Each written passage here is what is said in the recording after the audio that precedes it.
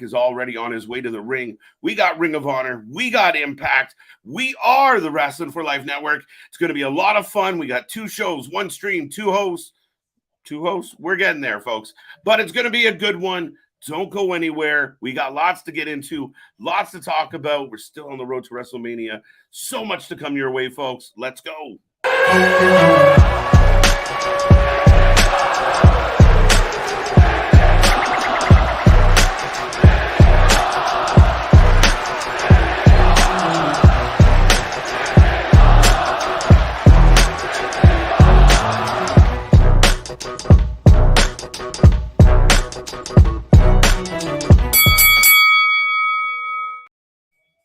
Ding, ding, ding. We are live, and we are ready to roll, folks. We are back at it again. As always, like I said, we are the Wrestling for Life Network, and this is what we do. We are here for live streams, live reaction, your alternative commentary to all the wrestling out there. We can't wait to get into the show tonight. Claudio Castagnoli, Cesaro, if you will, has entered the ring. The Ring of Honor champion is opening tonight up against Willie Mack. If you don't know Willie Mack's a veteran out there.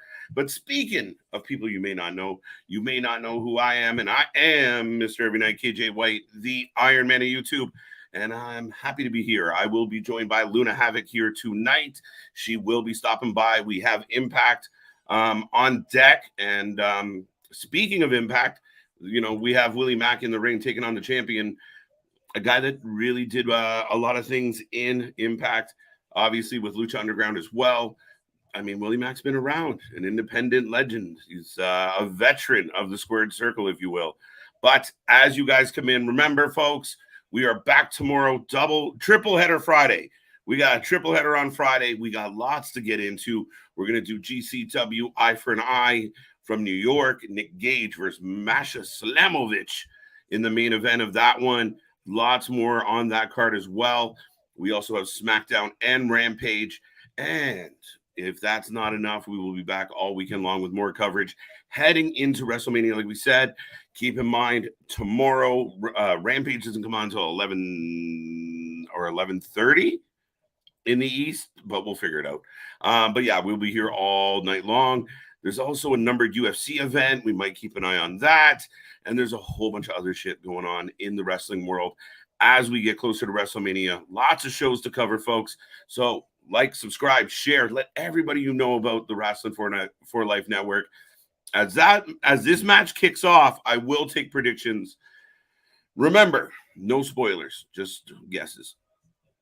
Ring the bell. Let's go. Clinton can't wait. Mick's here. Good to see you, buddy.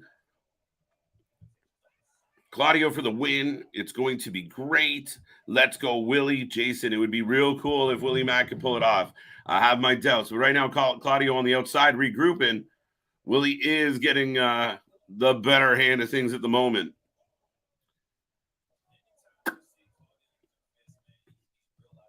All right, both men squaring up, folks. It's going to be a good one. Damon, good to see you. If I haven't said that already, Jason, Clinton.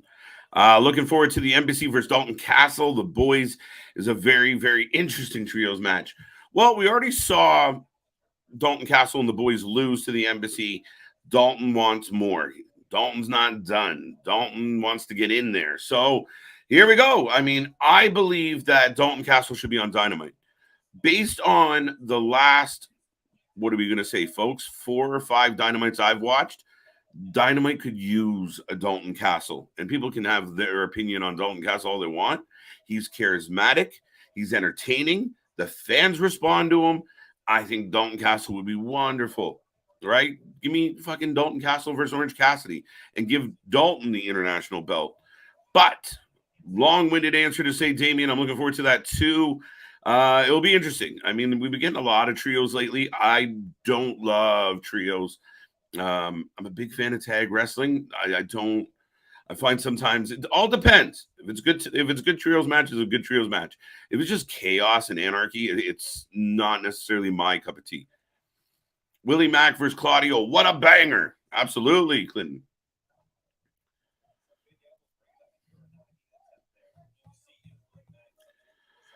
Cesaro backs Willie into the corner. Oh, big elbow. So Cesaro playing more of a heel, as we saw at Dynamite, which we can probably talk about that in a bit, but that big moment last night, the Elite, are they back together? Dun dun dun. Crowd chant, let's go, Willie. Pause. Return of the Mack. What's up, Big Nick? Big shout out to my buddy. How you doing tonight? Hope you're doing well, sir. Resting up and getting ready for the weekend. So AEW is going to have 6 shows a week. That's insane. Well-defined shows. That's the problem, Rocco. I mean, technically, you have Dynamite, which is great some days. Then you have Rampage, which you film after Dynamite, and you film all of this shit all in one day. If the Saturday show is just another taped event, another part of A, can you really ask the audience to hang around for all of that shit? B, what are they going to do? How are you going to make another 2 hours compelling? You are struggling to draw fans on Wednesdays and Fridays already. I think if you're going to do Saturdays, you completely get rid of Rampage. Take it right off Fridays. Fuck it. You don't need it on Fridays. Get rid of it and let something else take that spot. Who gives a shit? But yeah, if you're going to do 2 hours on Saturday, and again, it's all how you utilize it. Is it just going to be 2 more hours of wrestling that Tony just, let it fly and see what happens? I'm not in for another 2 hours of that. Dalton Castle is so fun to watch. I agree with you, buddy. As you could tell by my big rant. SmackDown just added for tomorrow Jey Uso versus Sami Zayn. That's going to be a banger. Did they really add that, Damien?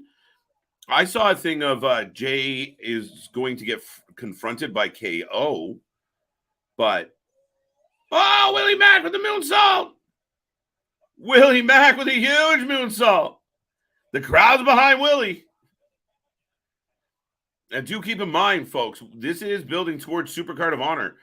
March 31st. Oh, Exploder.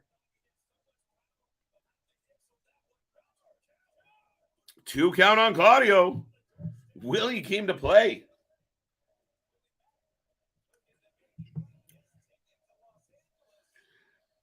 But how will we fit him in with OC, Jericho, the Elite, Jeff Jarrett, Coke, and Diet Coke, the Dark Order, etc.? Listen, it's a clustery, nougaty fook right now. It is all over the place. Nick, you and I were live last night, and I mean, I honestly don't know how you fit it all together. I don't know. Again, if it's just more scrambly booked wrestling, it's going to be a hard sell to make us watch more shows. TK is a vlogger who owns a wrestling promotion at this point. Okay. Fair shout. I see. Yeah. I don't even know what he is, dude. I don't even know if calling him a vlogger is accurate. I mean, poor TK. I mean, every report I've read is he's a super nice guy. But I don't know. He's like that poor rich kid that doesn't know he's not cool. Thinks he's cool because everyone's hanging around. They're all drinking his booze and fucking up his house. But wow. Cesaro wins with a huge European uppercut. Wow. Selling hard too. Willie Mack. Solid match to start Ring of Honor here tonight. Pumped about it. 4 shows on TV and 2 on the internet. The internet shows don't count. Like the internet shows they're not even developmental because I don't believe there's any training assessed to it. It's just like, all right, squash match, squash match, squash match, squash match. A decent match turns into a squash. But I mean, there's not a whole lot to it. Oh, big handshake between Claudio and Willie. I'm looking forward to seeing more of Clark Connors tonight versus Wheeler Yuta. I'm going with it. Yeah, Connors is great. Yuta is still proving himself. Some people feel like he might not. Oh, shit. Up next, Mike Bennett versus Dante Martin. There you go. What, did you already say that one, Damien? You got to be looking forward to this one. What time is Supercut of Honor on March 31st? I believe it starts at 7 p.m. Eastern time. That I believe. I'm fairly certain. Horrible win. Why was that horrible, Mick? Come on now. What time is Ring of Honor tonight? It's right now, James. It is 7 p.m. Eastern time. And then we go and we bleed it right into Impact Wrestling as well. I will remind anyone hanging around for Impact, and I will say this again, we are going to watch it on YouTube, so it's commercial free. Goes on a little bit later, but it's commercial free, so deal with it. Mike Bennett for the win. Good shout. Yeah, I'm all for I'm a big fan of Mike Bennett, and they seem to be building up a little bit of top flight versus the Kingdom. So we'll see. But Dante Martin wins a lot.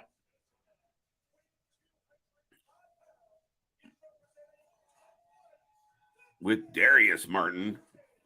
How is Ring of Honor card booked better than AEW? I think sometimes when you simplify, right? Like that's what it is Tony's trying to do 1990s Raw and give you like those, oh my God, this is crazy. The ring exploded. Oh, no, just sparklers. Like he's trying to go all out. And I think with Ring of Honor, he's trying to deliver a simplified product, which is simple. A little redundant, but simple nonetheless.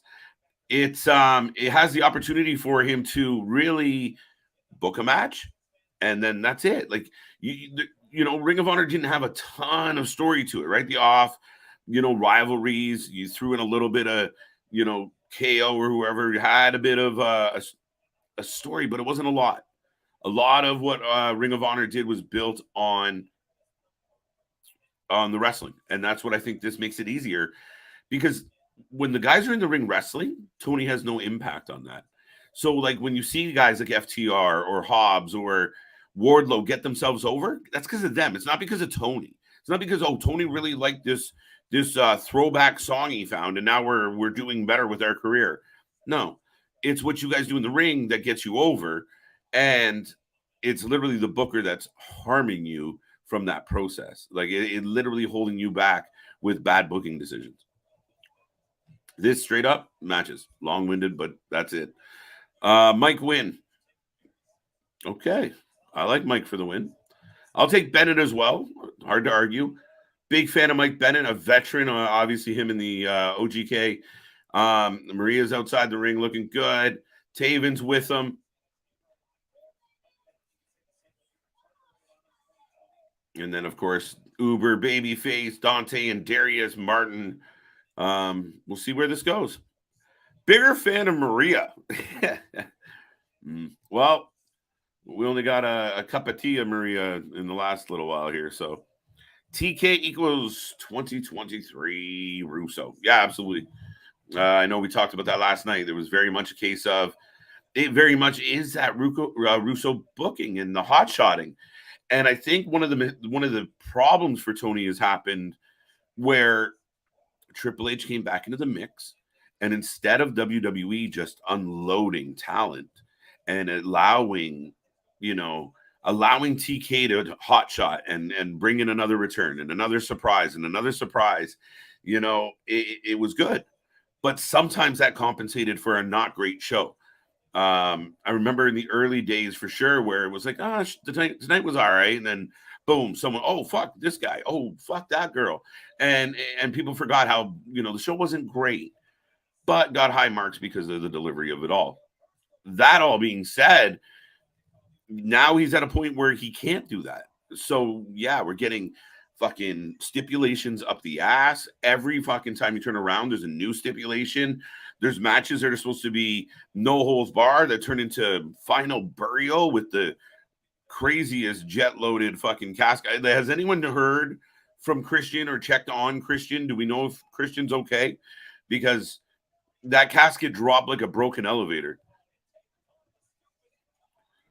So you think there were arrangements for Vince and Trips? Raw hasn't been the same. It slowly, to me, seems Vince running and Trips running SD. I don't know. Rocco, I mean, and a lot of people have speculated. there's been some funky stuff. I mean, the Triple H I know or hope I cheer for. I'm shocked that we're getting Brock Lesnar and Omos at Mania. I don't know. There is a lot of things that feel Vince like. My question becomes there could be two factors at play that completely impact that. One, he spent years, he learned from Vince. He was under Vince's guard. He's his son-in-law. So as much as he might not completely agree with all the Vinceisms, he did learn a lot.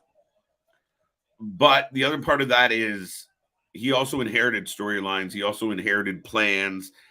How much can he come in and completely overhaul, especially when there's money committed to people for certain things? I don't want to make excuses for the guy, but Raw has slipped a little. Now, we're going into Mania. We'll see what we're bringing to the table. But, yeah, we'll see. Is there any way to watch Ring of Honor for free? Do I need a subscription? I got the Honor Club. That's what I can tell you, buddy. I'm rocking the Honor Club. I'm pretty sure if you use the Google machine and got creative, there are some places to circumvent the Club of Honor. But that is not very honorable now, is it? No, I'm just kidding. But yeah, there are ways. But good luck. Looking forward to Rick Swan, Frankie Kazarian. So you're looking forward to the main event tonight, another 6-man tag. Trios everywhere. Oh, Dante Martin with a backflip. Huge kick. Nice backflip over Mike Bennett. Fire TK, clap, clap. Yo, can we get that chant started? Do you think we could pull that off? Hashtag Fire TK and see if we can get one of the live audiences to go off. That's crazy. That'd be fun. Christian is selling that cough and drop more than Mox sold getting hung. Well, Mox is completely fine. Not a bruise, not laboring. No, good. I mean, Daniel Bryan went through a war. He looked like he went through a war. We didn't see him on Dynamite. Mox, he's up for it. Not only is he up for another fight, he's up for a trios match, a brawl in the back. Like, Jon Moxley sells nothing for nobody. And anybody who wants to say that Jon Moxley's a great wrestler, I think Jon Moxley does a great disservice to just about every wrestler he steps in the ring with. People seem to like him, but I don't get it. He sells nothing. Nothing.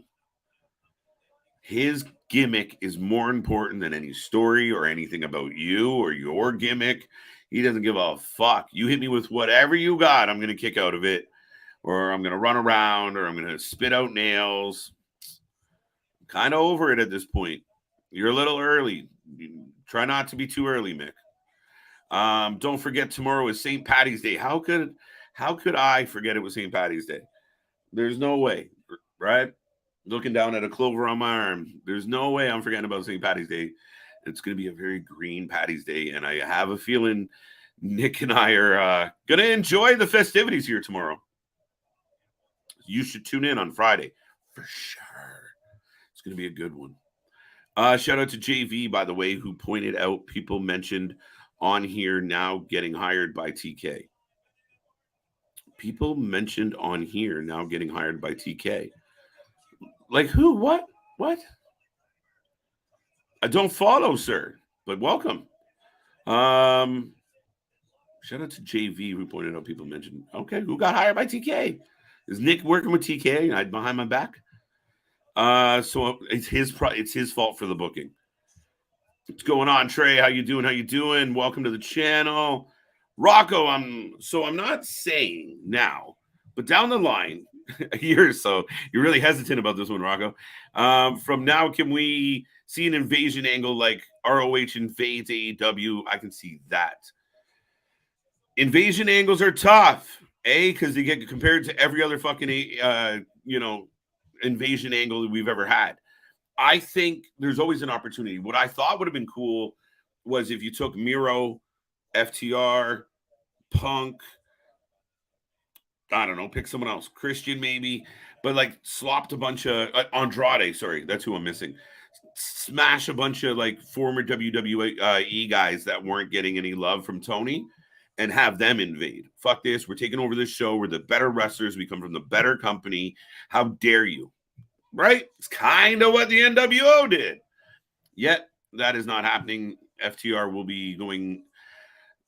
Here's a quick question. Just a vitamin thought with everybody. We have, wow. Ben's got,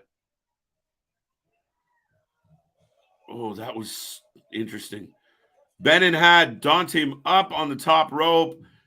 Dante reverses into a Hurricane Rana, both men down, and Bennett eats a super kick. He did a frog splash with he did a crossover during his fucking frog splash. And Bennett kicks out. The crowd goes crazy. What's up, Ronnie? I'm sure. Oh, there you go. St. Patty's Day on a feel-good Friday. Yeah, top of the morning to you. It's going to be fun. We got 3 shows. Don't forget, on Patty's Day, we're going to get SmackDown, a late-night Rampage, so it's going to be a fucking shit show anyway. And we're getting GCW, the new ECW, but we're getting Eye for Eye. It's going to be an insane card. We're going to get fucking Nick Gage versus Masha Slamovich for the title.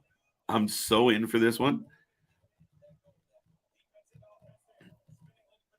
Oh, looking for the bayonet. Gets, wow, nice move for Dante.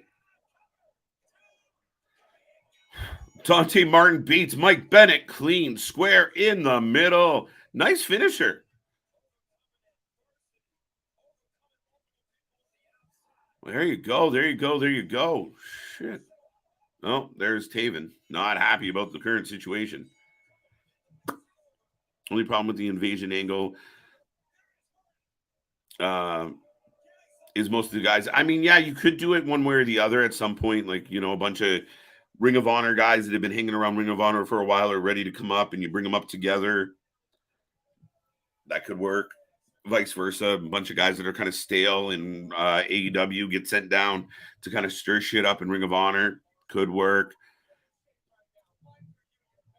And when the question I was going to ask everybody comes back to me, I'll ask you it. Oh, FTR. We've seen them return. They're clearly heading for the Ass Boys. Now, if it's true that they are not signed or have not signed an extension, they have not agreed to stay, is it a weird risk, a dangerous move for Tony Khan to do, to take that approach? Is it risky for Tony Khan to, even if the Ass Boys end up going over, to highlight FTR for a month? Does it matter? Would you use them just because they are who they are and you're hoping to get them to stay? Well, I don't know.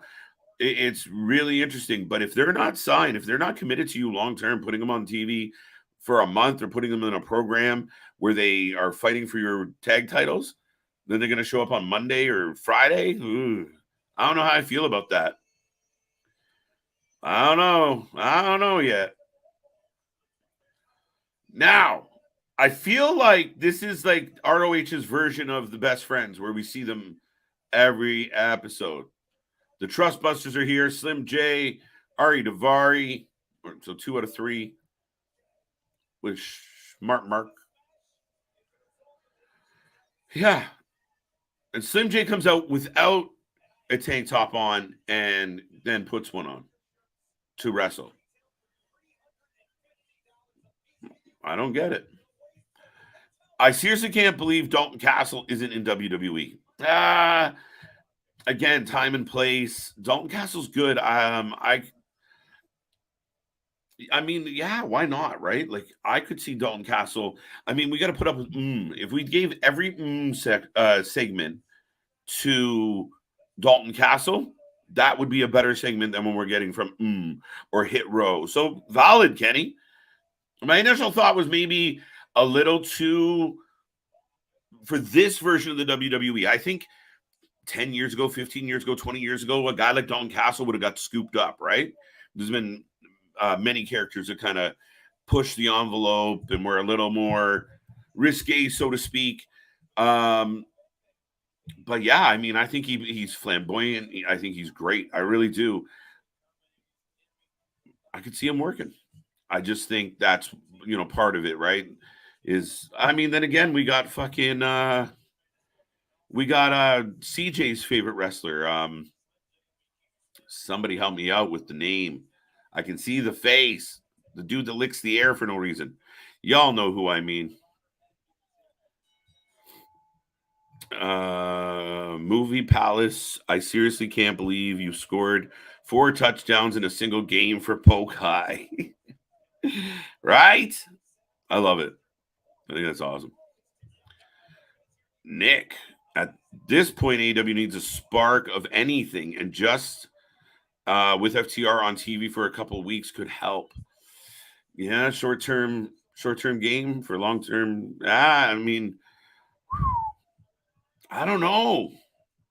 But maybe the hope is that they can sway them. By the way, we got the next match. If you want to get your predictions in quick on this match, if you don't know the outcome, I don't know the outcome. We go into these as blind as possible. But I got Ari Daivari and Slim J, the Trustbusters, taking on Matt Talik and Blake Christian. What I find odd with the last couple of weeks of Blake Christian in Ring of Honor, very babyface. And on the indies, he's been an outstanding heel.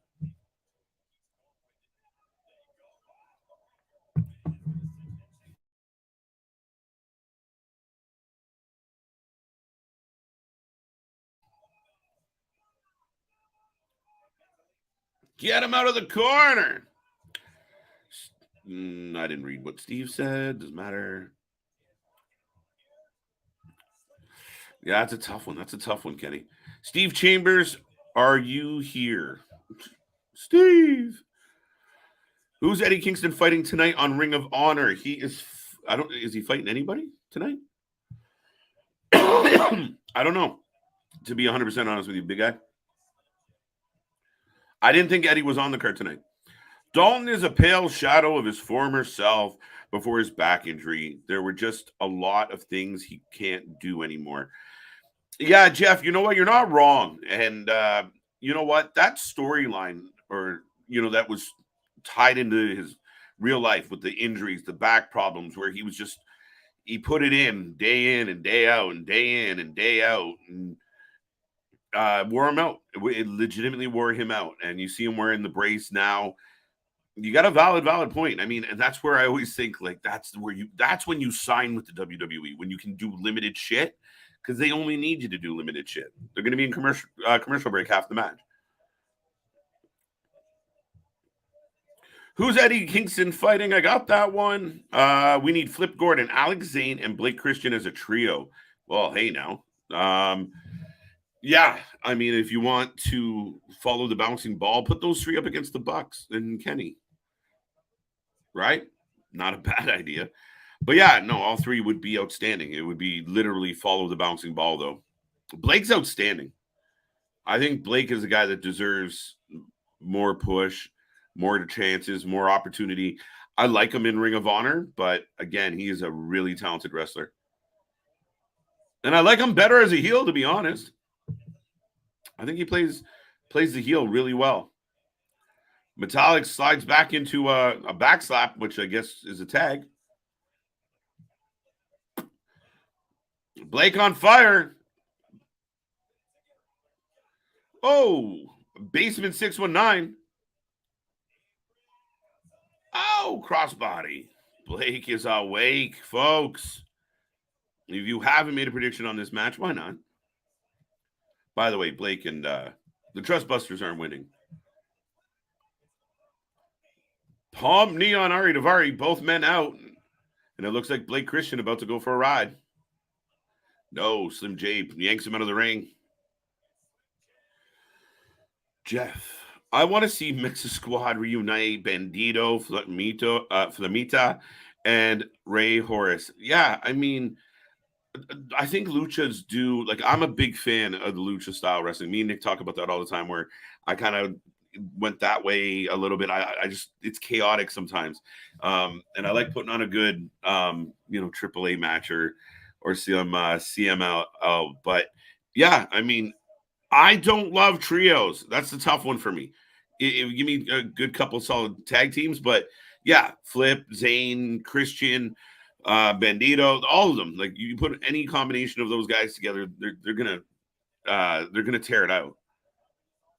But that'd be fun. Send them to AEW. Oh, all right. Springboard crossbody holding the wrist lock. And Slim tags back out. Metallic made it back to the apron. And Blake Christian not doing so well at the moment. I'm going Team Blake. I like it. Finally, hottest free agent now part of AEW. Me? No, Taya Valkyrie. She was a free agent for like a second, like a hiccup. No, we will see Taya Valkyrie tonight, oddly enough, here for Impact because of the tape show. So Taya Valkyrie, we saw her last night make her debut on AEW. Quickly after came the Taya Valkyrie is All Elite, which I praised it. And I know sometimes people think we're hard on Tony in AEW, but I praise that move. I think that's a solid move. Tony needs to find more Taya Valkyries. There's other women out there that bring the level of competition that could help his women's division. I hate to say it, but right now, Riho isn't helping your women's division. Willow Nightingale, not quite yet. She's great in Ring of Honor. Not quite yet. Soraya's not helping. Jamie Hayter's been buried like Thunder Rosa was. So that's unfortunate. Tony Storm has all the talent in the world, not quite there, but you need more Tayas, like veterans. Thunder Rosa coming back will help. If you can get rid of that locker room bullshit, if it's true and if it does exist. I remember listening to Thunder Rosa talk about people accusing her of faking her back injury, but they could use a Thunder Rosa, an experienced wrestler who's talented. You have Serena Deeb kicking around somewhere, and Serena's excellent. She needs a heater, or she needs to be in a group where someone can do the talking for her. But when she steps in that ring, there's not many people on this planet, never mind the women's division in AEW, that can roll with her. But by adding someone like Taya Valkyrie, if you use her properly, you then can up the talent level in your division. You can give better matches, less botchy matches, less matches that the crowd is just sitting on their hands. A lot of people say, AEW shouldn't bother with the women's division, don't have it, blah, blah, blah, blah. There's some people out there that don't like women's wrestling at all. I love women's wrestling. I think the women are highly talented, and we've seen over the years some really, really solid women's wrestling matches when done properly. The problem with Tony is, again, it's just not knowing any better. It's booking kind of fucked up. The whole situation with the Outcasts, formerly known as the Freelancers, that's what the team name should have been, formerly known as, just for the record. Those Slim J gets a 2 count on Metallic, by the way. Yeah, but I mean, I think it's all getting botched and done wrong. We wanted to see Hayter and Britt go at each other, and then it got all complicated and overbooked. Wow, moonsault. Oh, Daivari with the save. But yeah, I just think AEW has an opportunity. You bring in someone like Taya Valkyrie. If they could get their hands on Deonna Purrazzo, she had a cup of tea there one time. If they could get her in the mix long term, grab Rosemary. Sorry, Impact, I'm pillaging you, but you already did. It's a Ring of Honor. You can't feel bad. How ironic is that? Super kick by Metallic. Christian just went flying outside, by the way.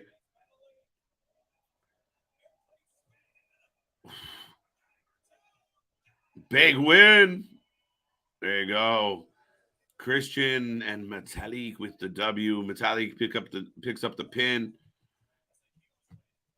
Where's Angelina Love in Ring of Honor? She signed another deal with Ring of Honor. Backstage right now? I don't know. We haven't seen much with it. So stay tuned on that one.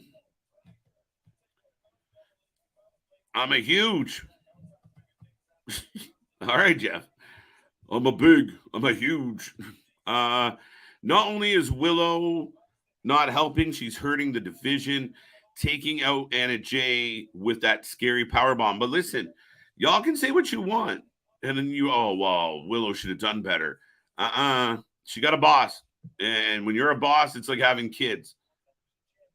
And as far as I'm concerned, when you go, okay, now this is the point where I'm going to like scoop her up and I'm going to jump off the stage.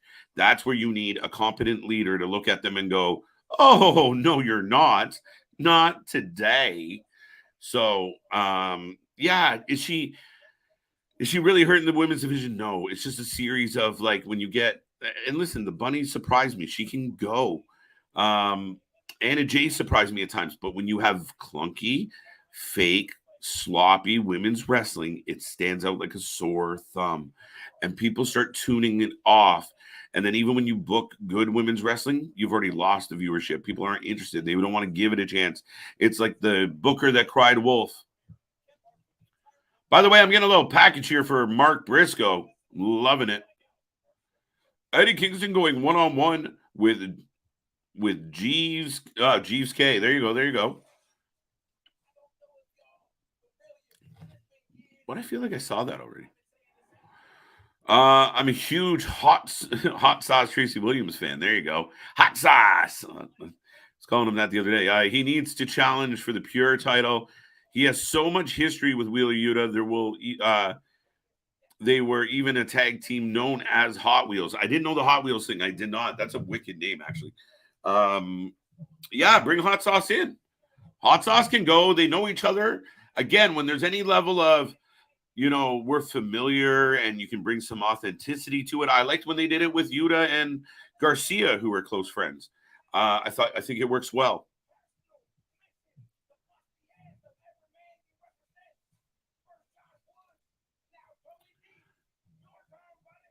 Oh, okay. Sorry. Just quickly distracted by Mark Briscoe. He's basically saying he's going after everybody. Mark Briscoe is a wicked promo. I think because Jay did a lot of talking, you almost forget at times. Like Mark can go. Like Mark, you hit action, and he's just him. Like he didn't. Whatever comes out of his mouth is what he just thought. But he is taking on Tony Nese. If Mandy Rhodes, Penelope Ford, Angelina Love seeing together in a single screen of TBS and TNT, then TBS and TNT become Playboy TV show. I mean, yeah, fair enough. But I mean, if we're going back to what Nick said earlier, as far as AEW, Tony kind of being the 2023 Vince Russo, right up the alley. Works, doesn't it? And if I was Tony, I'd be phoning Mandy Rose every day until she agreed. Absolutely. I'm sorry. But I think people can say whatever they want about what she's doing or what she's not doing. I don't give a shit. It would be, again, not because she's going to elevate the wrestling, but she's a solid wrestler. And she's quality. She's less clunky. We've seen her have good matches with quality opponents. But for a company that needs eyes and a company that needs views, a company that wants people tuning in, maybe that's the way to go. That's maybe. But she's making a killing, so good luck. I get to make all this money and I can just stay at home and click, click, click, click. It's a crazy world, folks.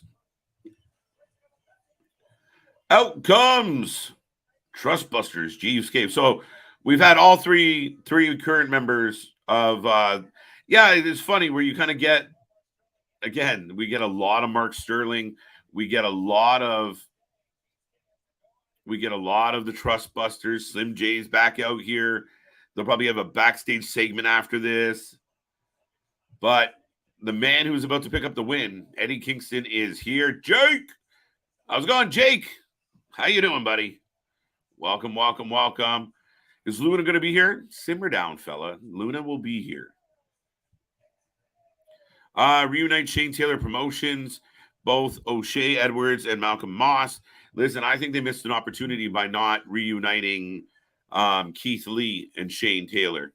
I don't know what happened with that whole situation, Rick Ross got involved. There was a dusty chalk-like cinder block used. But I thought that was a great opportunity where Shane Taylor could have worked more with Keith Lee, had more things with it. Is Swerve still wrestling? Is Swerve hurt? Is Swerve just another guy that's been put on the back burner? Where is Swerve? What's happening with Swerve? Swerve fight on Friday? I don't know. Where's Swerve? I'm excited to see on tonight's Ring of Honor episode, Silas Young is in action. There you go. Forbidden Door 2023 is in Canada. It's in Toronto. Dynamite will be in Hamilton. There was another Dynamite in Saskatchewan. Telling you, this one's the one that's tempted me more than any other one to leave stream and go be there. But that being said, as you guys saw last night, we had LJ in the building at Dynamite, doing a little corresponding. We're going to see what else we can do with that, but stay tuned. That was really fun. Eddie Kingston for the win. All right, I'll take your word for it. ROH champion is scared. Eddie Kingston looked like it.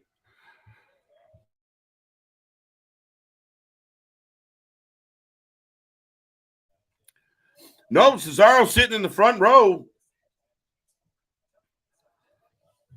So, Mox and Eddie are friends.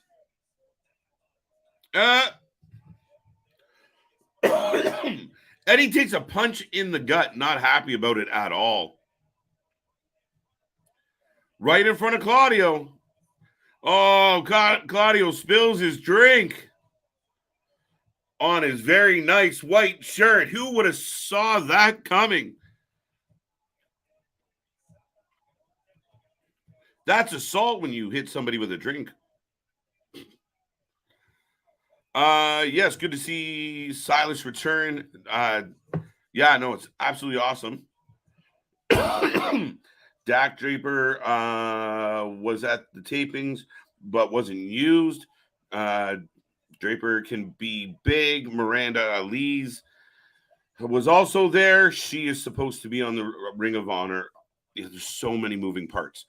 Here's my question, guys. With the names that we don't recognize, with the newer names or even someone like Silas, I mean, I love Silas, but you did have a large contingent of wrestlers hanging around Dark and have been loyal to AEW for years. I'm a little surprised you didn't get a little more of that. A little more of, I mean, we did see some AEW here, Dante Martin, Mike Bennett, who, I mean, the Kingdom hasn't been really used at all in AEW. Oh, there you go. It's over. Eddie Kingston not messing around at all tonight. Yeah, not tonight. See you, money. Oh, Eddie getting the forced handshake, tells the ref to go away, and here we go.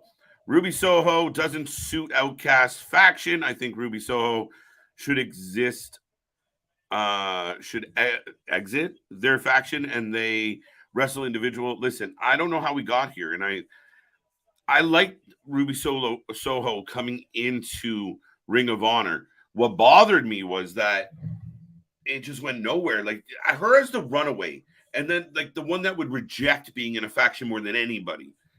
But they have a common bond. They're all former, they're freelancers, which was a terrible idea. But I don't think she doesn't fit, actually. I just think this whole faction doesn't fit together, and it just hasn't been presented well. It's not interesting. The muffling of boos, like, people aren't even taking the time to boo it. They're just kind of grumbling. It's not good. It's not good. Great coffee spot. Maria Kanellis also is in AEW. Yes, well, she was on the show here tonight. It looks like they're going to be used more on Ring of Honor than they are going to be on AEW. Just getting an ad for Supercard of Honor. So that will give me an opportunity to tell everybody, yes, we will be here live for Supercard of Honor Friday, March 31st. We have a triple header that night with Supercard of Honor. We have a triple header the night before with Ring of Honor Impact and Impact versus New Japan, multiverse of matches. We're going to be here a lot. And then Saturday, we start at 12 p.m., noon. We might go a little later, like 12:30. We'll see how it goes. But basically from 12, well, we get the XFL update at 11:30 that day. So from then on, Saturday, April 1st, noon to whenever we decide to leave, we are going to be here close to 12 hours, if not more, on Saturday, April 1st. Live commentary, live reaction, stand and deliver, some original content. We're going to do some trivia. We're going to have some prizes. We're going to do some fun things with everybody. Pause. But it's going to be a good time. 12 hours. And, of course, it all gets capped off with WrestleMania night one.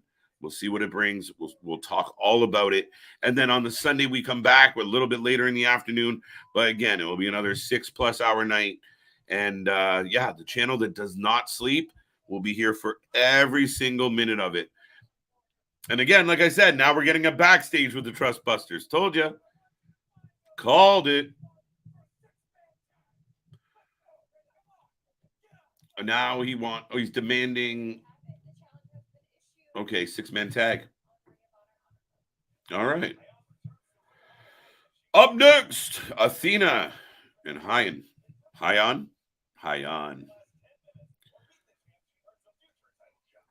Oh, so if she beats the champ or lasts 10 minutes, she gets a future title shot.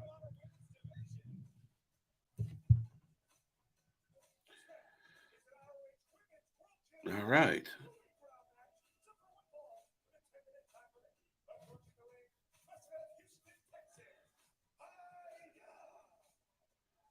Hyan. Eddie's gut is looking bigger than mine. Can't hate, man. Can't hate. Got to give that love. Steve Chambers, are you here? Mick, what are you doing? Search party, Chambers? This crowd sat through AEW dark tapings first on that Sunday, then Ring of Honor. They were already spent before the taping started. Need to be a better schedule.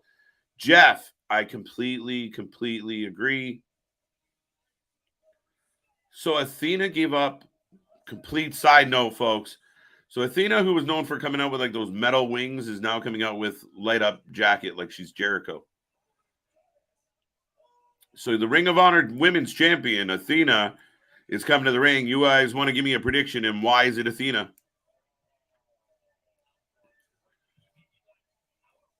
Okay. We'll see how this goes.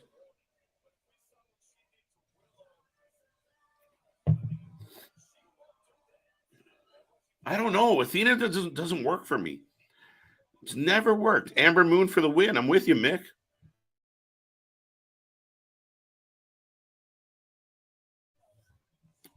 But I don't love her. I don't know. Even her as a heel, I don't know. There's just something disingenuous about her. I don't believe her.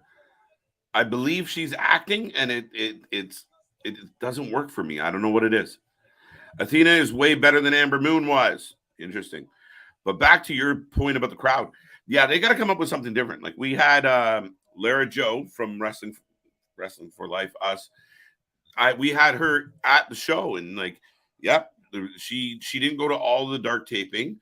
She went to Dynamite, and then she had to go through Rampage right after. I think it's bad. I mean, with all the money that you're throwing around, and you're just throwing money at talent, whether they deserve it or not, you could invest in certain things. Like, why not get a little spot like you're doing Ring of Honor and do Rampage like this, like an Impact? It already has that Thursday Thunder feel. So why not do it? Why not simplify instead of going back to back? The ratings every time, and you guys can double check if I'm making this up, but I believe that every time there has been a live Rampage, the ratings have been better than any of the other taped ones. It's just the way it is in 2023. So if he's going to do another pre-taped show on Saturdays, when is that getting filmed? What is that going to be? If it's another fucking reality show, I'm going to throw up. But if it's an actual wrestling show, well, when are you going to film it? Is it going to be live? What's it going to be? I don't know what it means, but I think you're already having trouble managing the shit you're doing now. Fuck, make Dynamite really, really good. Lean on some of the experienced people around you and make a clean show. a really solid show. And I don't have to agree with the decisions of your booking ever. If you put one guy over another and I don't like it, well, tough for me. But if you're not writing good stories, you're not putting it all together, if you're not long-term storytelling, then it's all for nothing. Rampage needs to be Ring of Honor. It should have been switched. Hey, Jeff, I completely agree, buddy. We've been saying that for quite a while. Could not agree with you more. I 100% think that would have been a much better use of that hour.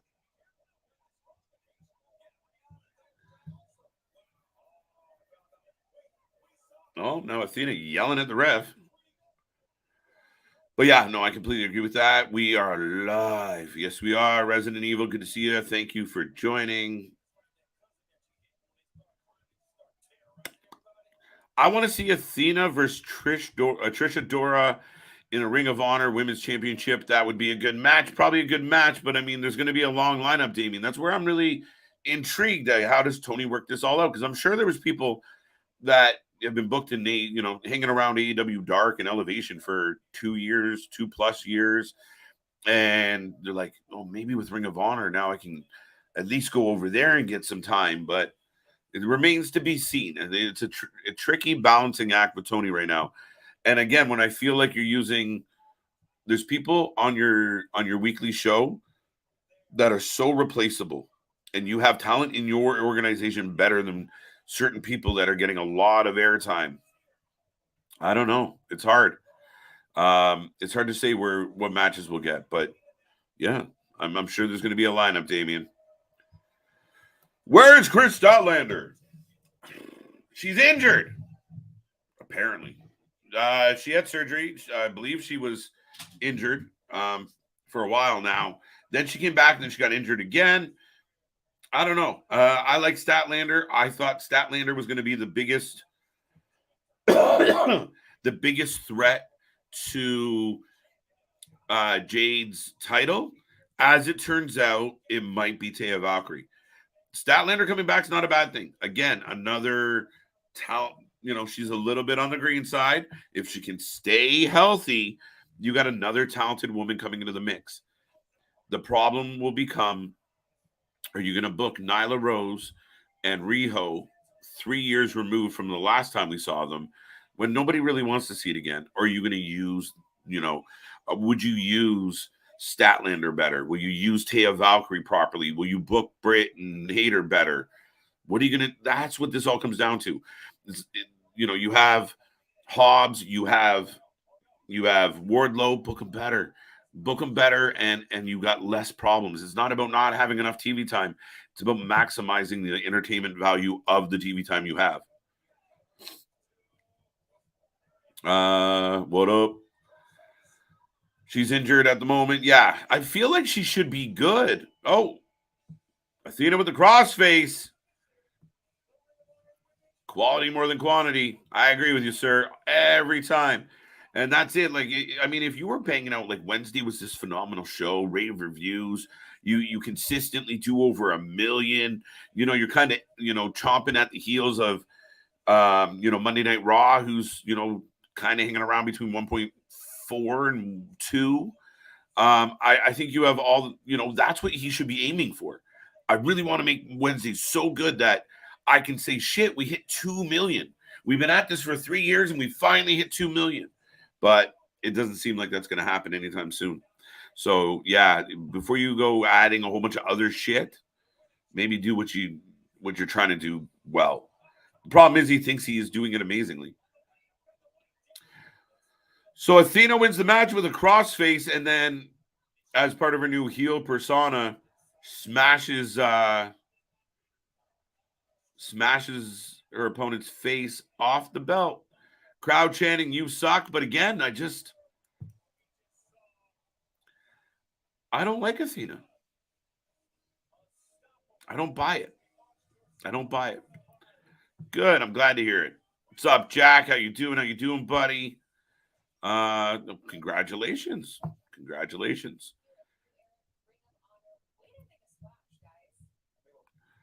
If Chris Statlander joined Dr. Britt Baker, Jamie Hayter, Riho, Skye Blue, Hiroko Shida, who's hurt right now, Make some faction against the Outcast. Yeah, but now we're doing the exact same thing on the fucking men's side right now. We had 9 plus 6 plus Cutler and Callis and knock them, whoever, Michael. We had all those extra moving parts.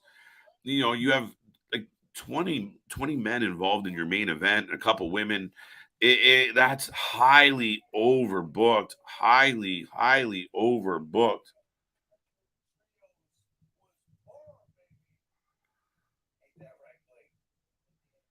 AR Fox, Blake Christian, and Grand Metalik are now a trio.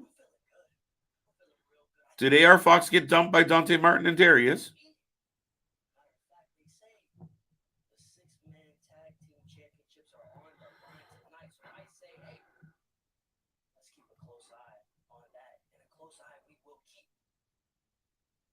Nah, see, Blake Christian as a smiley baby face doesn't work nearly as well as Blake Christian as an absolute dick.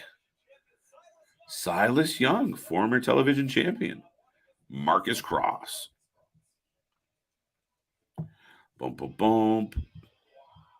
Oh. Here comes Silas. The real man. Do you ever see Johnny Swinger winning 50 matches in Impact Wrestling, KJ? If he stays there for 58 years, maybe. I don't know how long this is going to run on with Johnny Swinger, but yeah, maybe one day. Maybe one day. Maybe not. I think he's kind of having fun doing what he's doing. There you go. Trey doesn't think so either. Where's Bandito? That's a good question. We'll see Bandito. When are we going to see Bandito? We'll see Bandito tomorrow night as part of our coverage for GCW. And we will be watching Eye for an Eye. Bandito scheduled to be there. Nick Gage will be there. Masha Slamovich, Matt Cardona, Kushida is on the card. It's going to be a fun weekend, folks. What else we got? Ooh. Nope. Anyway, folks, we are rolling along. We're having a good time. I hope everybody's enjoying their Thursday night. We are going to be joined soon by Miss Luna Havoc. We will start covering Impact Wrestling as well on this Thursday. Yes, we are taking over Thursdays. We've taken over every other day of the week. Why not Thursdays? So, folks, thank you for being here. Thank you for joining us. If you haven't liked and subscribed yet, please do so. Please be part of the show and be a part of the family. It's a good time. Just somebody being a little uncool.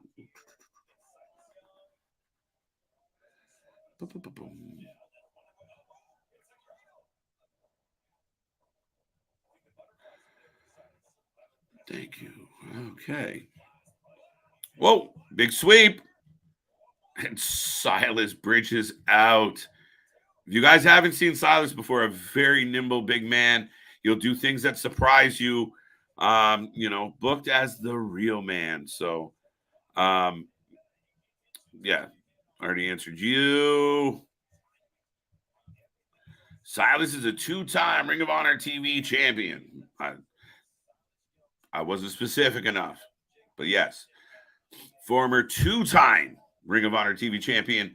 And man, he had some really good rivalries, even with the likes of Hangman, where, again, he doesn't fuck around. He's a tough guy. He's nails, huge Irish whip.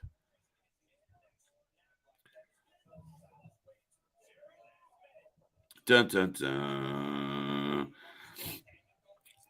Tony Deppen, Will Mack, as well as GCW. It's going to be a banger. Yeah, we're going to see a lot of the faces a couple times. I mean, Battleground is this weekend as well. GCW is coming back on Sunday. So we're going to start the weekend with GCW. We're going to end the weekend with some more GCW. Sunday, they're in Toronto. Miss Luna Havoc, I believe, will be live. So we're going to play Find Luna. And then she'll also be at Impact next Thursday. She'll tell you. She'll be here soon. You know, Mick likes to be cute. There you go. Luna wishes she could grow a beard like this. She talks about it all the time. I wish I had a beard like that. Mick's going to get put in the penalty box and then start sending me DMs to be like, I can't talk. Tony Teppin, Will Mack as well on GCW. It's going to be a banger. Got that one. Eric Young could lead Dark Order and the dethrone Adam Handmade Page. Bury the Dark Order. Ramen. Bury the Dark Order. I hate the idea. Eric Young is excellent. Silas, convincing, solid win. Looking good. Nice win for Silas.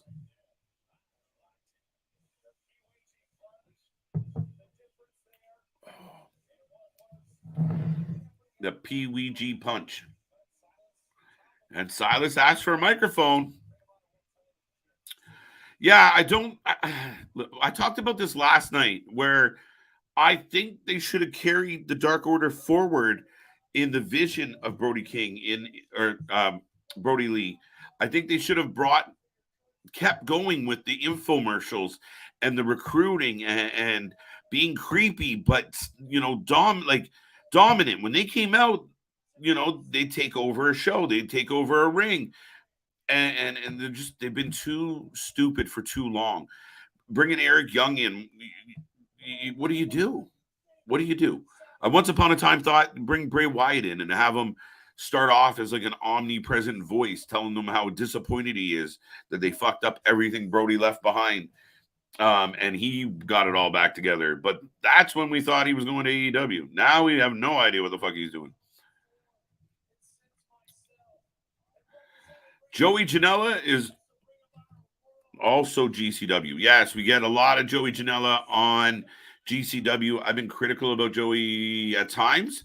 However, Joey, I mean, he's had a couple decent matches as of late where I couldn't be as critical as I had been. I kind of think he's too stupid and he's fucking around too much. I mean, we of course know what happened to his foot. By the way, Shane Taylor, speaking of old rivalries, Shane is coming out to have a chit chat with his buddy Silas.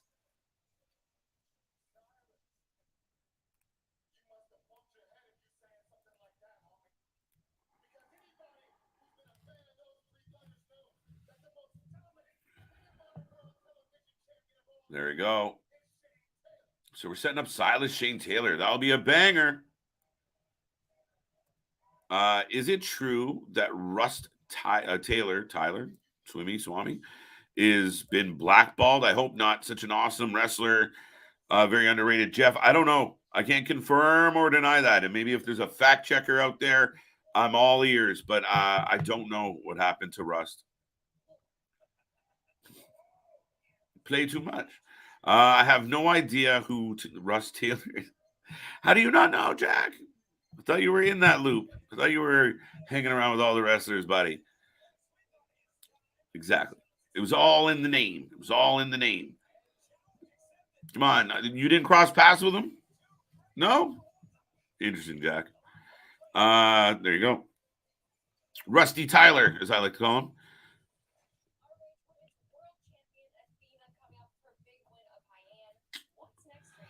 There's Athena in the back now. And what time are we looking at here? Yeah, so I will take this time while Athena's talking because I don't want to hear it. I will remind everybody, we are covering Impact Wrestling. We are watching it on YouTube. Oh, Athena being mean to the announcer, by the way. But yes, we are rolling through, and Impact will come on. Our friend of the show, part of the family, Miss Luna Havoc, will be here as Impact comes on. So we do start an Impact coverage a little bit later, which is good. It gives us a little more time with Ring of Honor. But that will be coming up, and it's going to be a good show tonight. She's going to be thrilled because Crazy Steve's on it. That's good enough for her. She's pumped.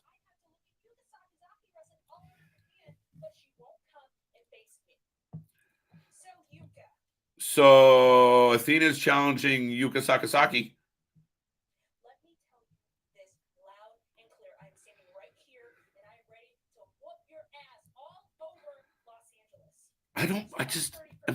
Someone help me out with Athena. Who's an Athena fan out there? Right? Help me out. Who's an Athena fan? Like, why am I struggling to get behind it? Like, I don't know. Yeah, I just don't buy her as a heel. She comes off as like the bad guy in like an after school special. Oh no, it's Athena. I don't know. Yes! Dalton Castle in the house.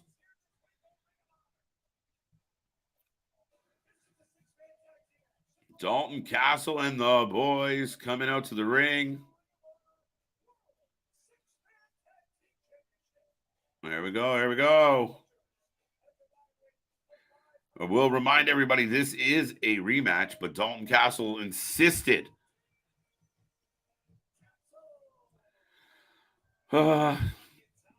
Probably. It's hard to say nowadays. Mercedes Monet. Another wrestler could be very soon confronted Jamie Hayter, winner takes all match in AEW. Well, I mean, Forbidden Door 2 in Toronto.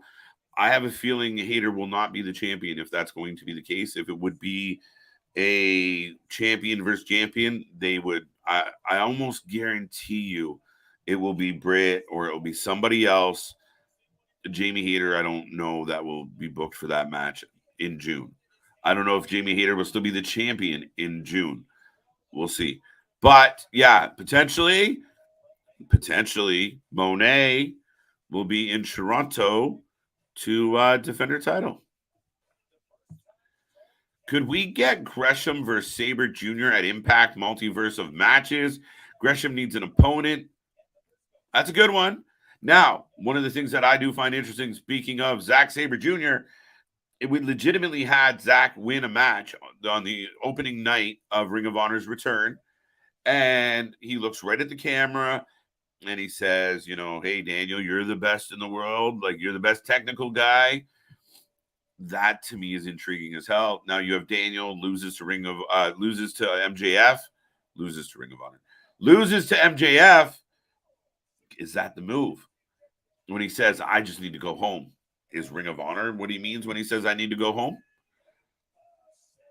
But here come the Embassy. And I like Dalton Castle, and I like the boys. But Dalton Castle and the boys are a good team. But the Embassy is just, look at them. They're physically, this should be a pretty quick and easy squash match. It wasn't last time.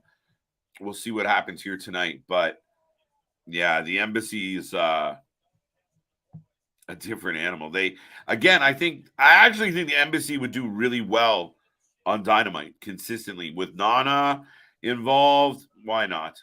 Why is everything so complicated to say in this match right now? Dalton and the boys. Nana's over there.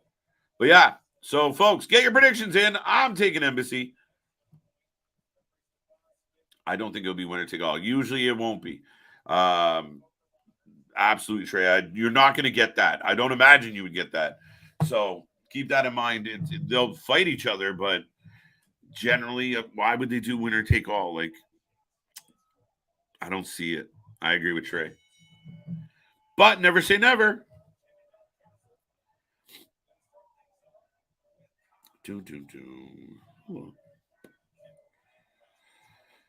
What else we got here? I'm just going to pull up real quick on my Dalton Castle starting this off. And there's a mixed crowd right now.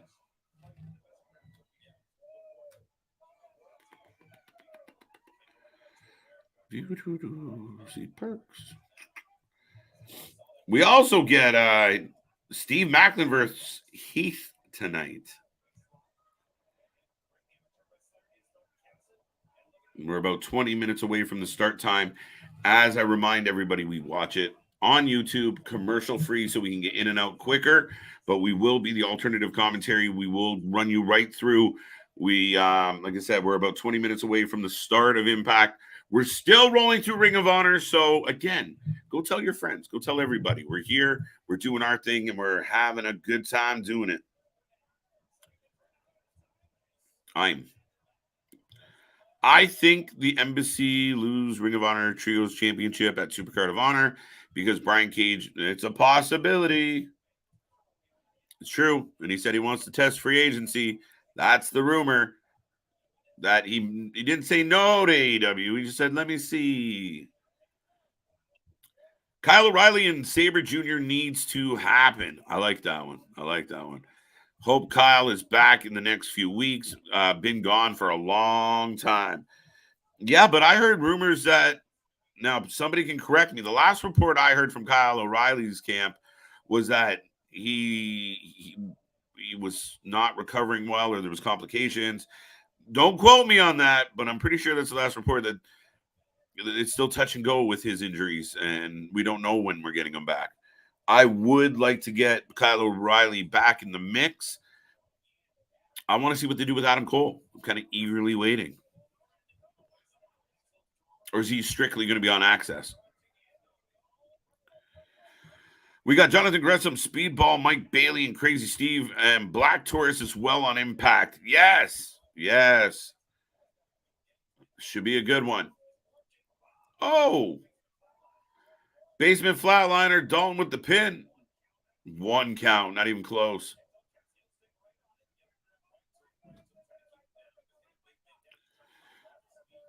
Yeah, time will tell on O'Reilly, especially when, I'd argue the guy's, kind of in that peak window. He was doing really well coming off NXT run.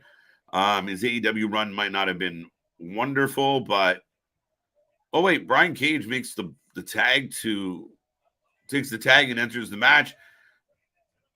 But the authors of pain here didn't seem thrilled about it. There goes Castle. Let's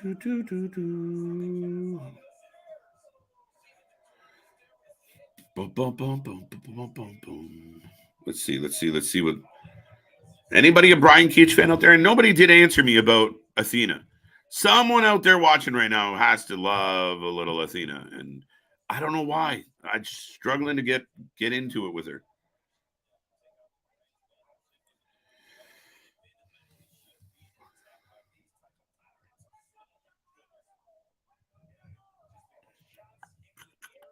You know it. Used him like a wheel. Oh, like a ball. It looked like a wheel. That's funny. When you clicked on it, it highlighted. That's funny as shit. Used him like a ball. Like a soccer ball. Punt. What is the main event of Ring of Honor's show tonight? I'd imagine it would have been... Is this the main event? What else do we got? Damien, you're the one up on all the what's coming. Tony Khan should think about women's tag. No. And Mickie James, Hayter, Britt Baker, first women's tag team champions in AEW. Out Britt Baker, turned down Jamie Hayter, can't lose any championships. No, there's so much wrong with that. No offense at all, but that's what's happening in this company right now, right? Like your TNT division, or whoever you consider the viable competition for whoever the TNT championship is, that isn't being booked well. The current tag team division isn't being booked. What happened to the tag team division? Oh, that's right. The Bucks left and forgot about it. Then you got, you got to get all that in line. And so before you even have some semblance of that core group that's going after the TNT title, you introduce another title, the All Atlantic, and that's been all but meaningless, and it's distracting. Now it's the international, and you're like, okay, now you're trying to compare these two. I think that you're running a big risk of having too many belts when you don't have the talent to support it. The AEW women's division does not have enough viable talent to give you good women's tag team matches. The WWE isn't even pulling it off right now. Those belts are silly because they don't have enough viable talent. So they end up just taking those belts and hot-shotting them, which that's what they're doing for Mania. Why? Because you didn't have two viable tag teams that you felt would draw people's attention. That's what happens.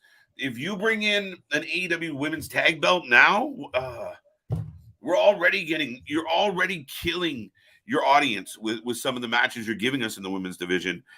If you throw that in there, how are you gonna put any proper focus on the belts you do have? There should be no international belt. Get that the fuck out of here. There shouldn't be trios belts. Why? They should have stayed sacred to Ring of Honor. But that's how fucking selfish and short-sighted people can be. Ring of Honor had a 6-man division, had a trios division. So if you want to be a trios, go to Ring of Honor. That's something unique and special, and it differentiates Ring of Honor from other wrestling organizations. But no, AEW needed them too. So I would have cut out both those belts. And I think they should take the TBS title, and I think they should merge it with the women's title. I think you should give both to Jade and say, go, and keep going. And that's my take. Less belts. There's too many belts. And again, if you're heavyweight, you're world champion, the top of the pyramid, you're booking it, it's steaming. There's one angle. And then when that angle's done, there's another angle. This is all going to be good. Great. Then let's move on to other titles. Let's figure some shit out. But you're booking your AEW women's champion horribly, yet you have another belt that you're kind of, oh, by the way, Taya's going to fight for the secondary belt. Wouldn't have Taya Valkyrie's debut or on AEW be really cool if it was her and the world champion nose to nose? Because we really don't view Jade as a world champion. She's the secondary champion. So that's my long-winded soapbox about no tag belts. No more belts. Wheeler Universe. Oh, that's right. Thank you, Damien. I forgot we had not had that match yet, but that will be the main event. Wow. Castle with a sling blade bulldog. Say that 3 times fast, folks. Do you think the move Rampage? They moved Rampage to the CVS. I think I know where you were going with that. I don't know what they'll do. I don't. There's no rumor that they are going to move it at all. Too much belts, too many shows. Ratnick, ding, perfect. I mean, 100% the issue right now. Castle gets rocked back into the back. One of the boys smacked him in the head. I guess that's a viable tag, not to be picky. What's going on, Steve G? How you doing? How you doing tonight? I hope you're doing well. Daniel, welcome back. Welcome. Dude, Khan can't book, period. He's making Dixie Carter mistakes while being WWE light, running the company like his own ego-stroking vanity project with a bunch of people using him like a money mark. I'd like to argue with you, Daniel. I would, but I can't. Yeah, no, I really... Oh, shit. Wow. Khan, they're just laying waste to the boys.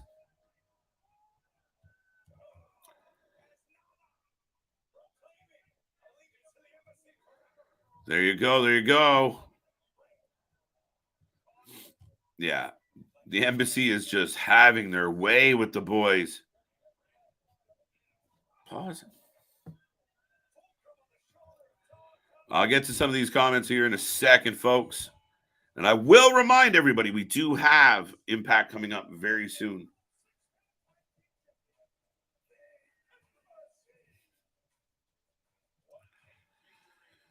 And yeah, a convincing win. Dalton Castle being beat up on. Oh, I think he was beating him with a straw, to be honest, guys. Yeah, the embassy, I feel like we're going to get a bit of an aftermath here.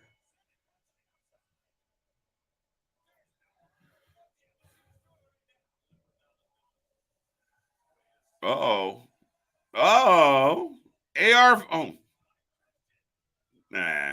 AR Fox, Blake Christian, and Grand Metalik what seems like the most random trios team we could have asked for. Swiper, no swiping. But still, if you see the Embassy and then you see AR Fox, Matalik, and Blake Christian, why is the Embassy rolling out? They are gigantic.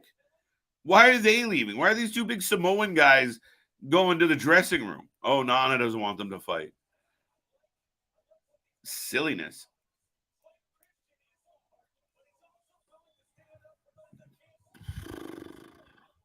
I don't like that.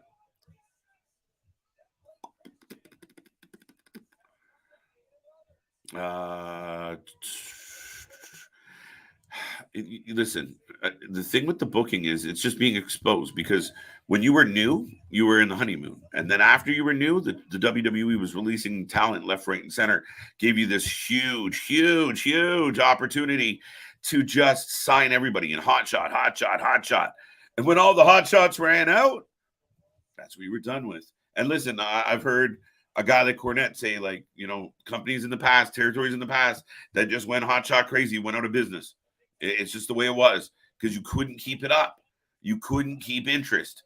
I think that's what's happening with the fan base. I talk to a lot of AEW fans. I'm an AEW fan some days, but it's just a lot of, Tony can't hide his mistakes in like, oh yeah, you know what? The first hour of Dynamite was fucking awful and chaotic, but guess who just returned? Woo! Big surprise, big announcement. Here we go. Now that that's phasing out and the emphasis is, okay, you got all this talent. You got all the toys in the toy box, Tony. What are you going to do with them? What are you going to do with them? Like, and it feels like Toy Story. It feels like the toys are running around crazy, fucking doing their own thing. And he has no control on it. And I think that's where this is lost. What I think surprises me is I do believe there's a wealth of talent and wrestling knowledge around him. I think there's so many people that could come in and help him out, but does he want the help? If you have guys treating him like a money mark, like a Jericho, just keep stroking away and great job. Great job, Tony. You're wonderful, Tony. Great decision tonight. Did you hear that pop? I don't know, buddy. Running late. What's up, Chambers? How you doing? Mick, we found Chambers. I'm going to try and get back up to, where were we? Got that one. Yesterday, AEW was like pay-per-view show. I think that was 5 on 5. Whoa, after a long Dynamite show was excellent. Oh, damn it. I don't know if I want to go down this road. Right now, we got Madison Rayne in the ring. I think she's going to lose.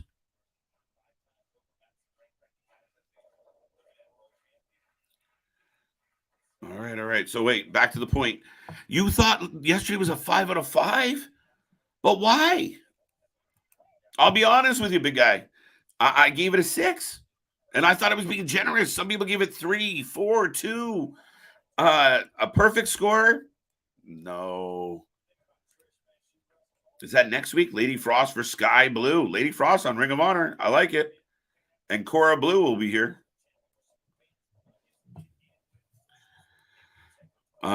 Yeah, 5 out of 5 last night. I don't know, buddy. I don't know.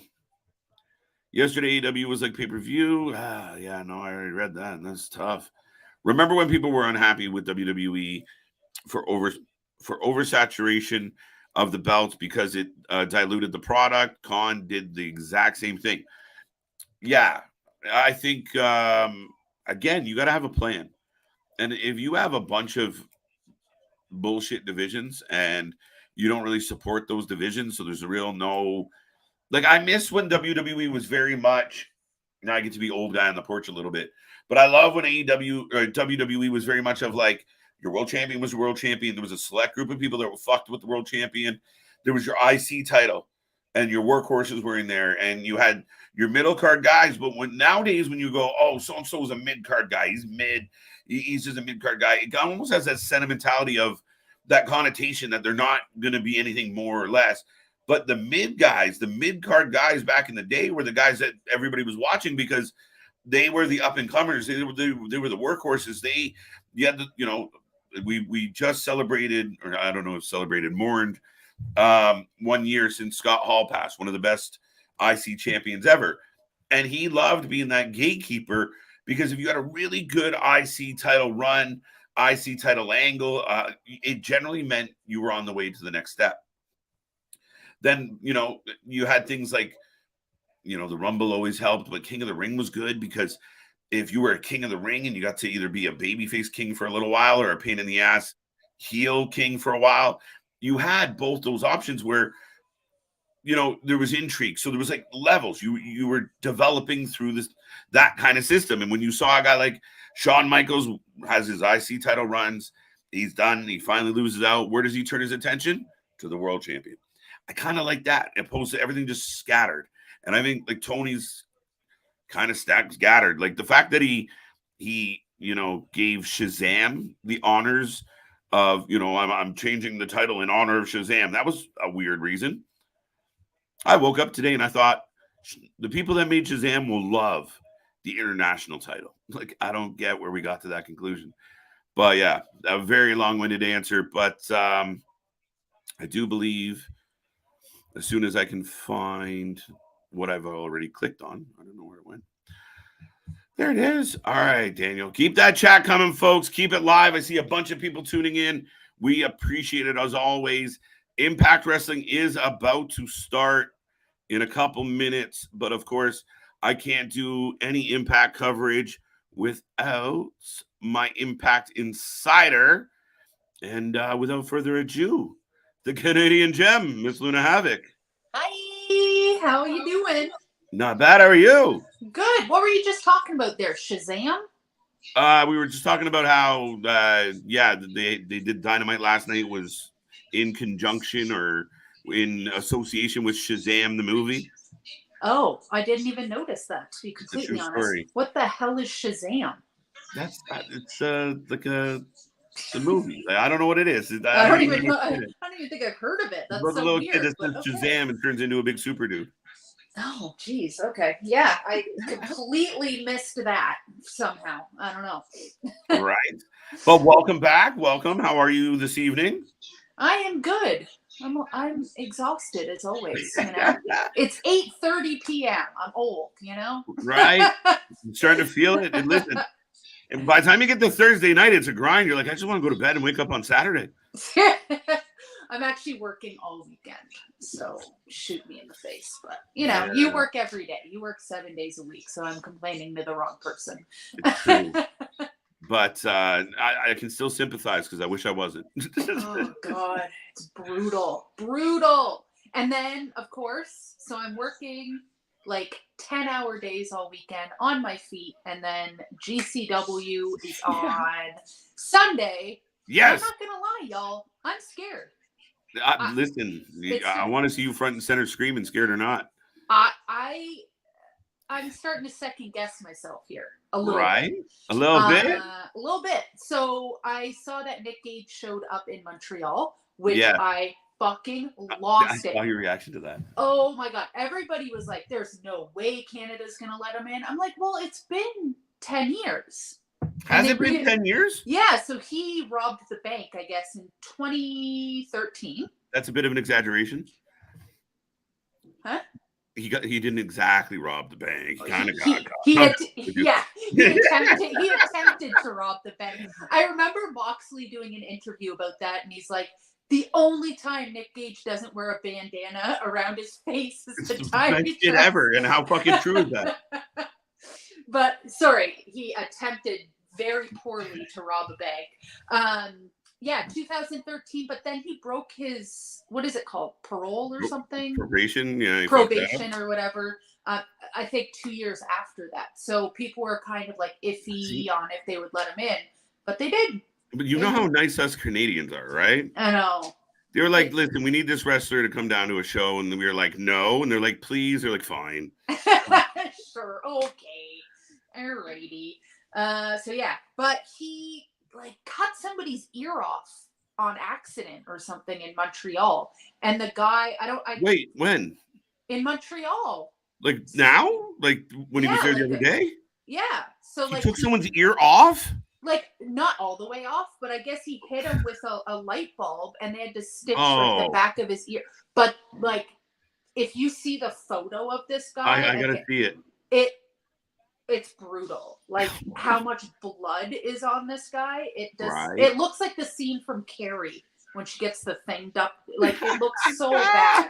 I'm like, I don't know if this is for me. So I might be the only person at a GCW show ever to like boo-hoo cry. So we'll see. I don't know what I'm doing to myself. Hey, if they can get it on camera, I'm all for it. I just want to see Mike Bailey, Masha, and I want to see Matt Cardona is going up against Sexy Eddie, which I don't know who the fuck that is, to be completely honest. Not many do. I mean, I can't tell you a whole lot about Sexy Eddie, but he's been on a few of the shows that we've covered here and there. And yeah, all right. Cardona doing a little bit of a... Wait, I feel like Sexy Eddie might be... I'll double check. He might be Canadian for some reason. I think he is. Yeah, I think that's why he'd be... Like, yeah. He's from like local enhancement, fucking Waterloo or some stupid shit. So yeah, I don't know. We'll see. We'll see how it goes. So it's gonna be a long weekend. Definitely, and then you got Impact on the horizon as well. That's coming up, and then Forbidden Door. I might have to jump off stream for Forbidden Door 2. I really might have to just say fuck it. The fact that they announced it on Facebook was the first place that I saw it. They announced it there for whatever reason. But I did not expect it to be here. I knew they would do Forbidden Door 2, but like I didn't think Toronto, no.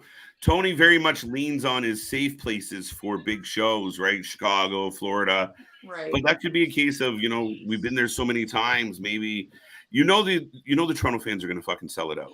Oh, 100%. Toronto fans with wrestling are nutty. Yeah. So, no, it's an amazing. I didn't expect it. I thought it would be in the States for sure, but here we go. And, listen, kudos. Last time they came here, they went to Coca-Cola, smaller venue. This is, I mean, it's a bigger show, so let's see if they can sell out Scotia. I think they will. For sure. I'm not a huge Scotiabank theater kind of gal. Again, I don't really like big venue anything, but I'm with you on that. It's good. It'll be fun. I'll be sitting all the way in the back, if anything. So I'm not paying $800 to sit near the ring. There's no fucking way. No way. It's highly possible, Chambers, on this one. I know Luna's going to want to be there, but I know I'm definitely leaning that way. Yeah, I'm going. But you'll catch me in the back for sure. I'm always so non-committal about everything. Well, and they're having that week, the week before or after, whatever. They're having Dynamite in Hamilton. Yeah. Hammer.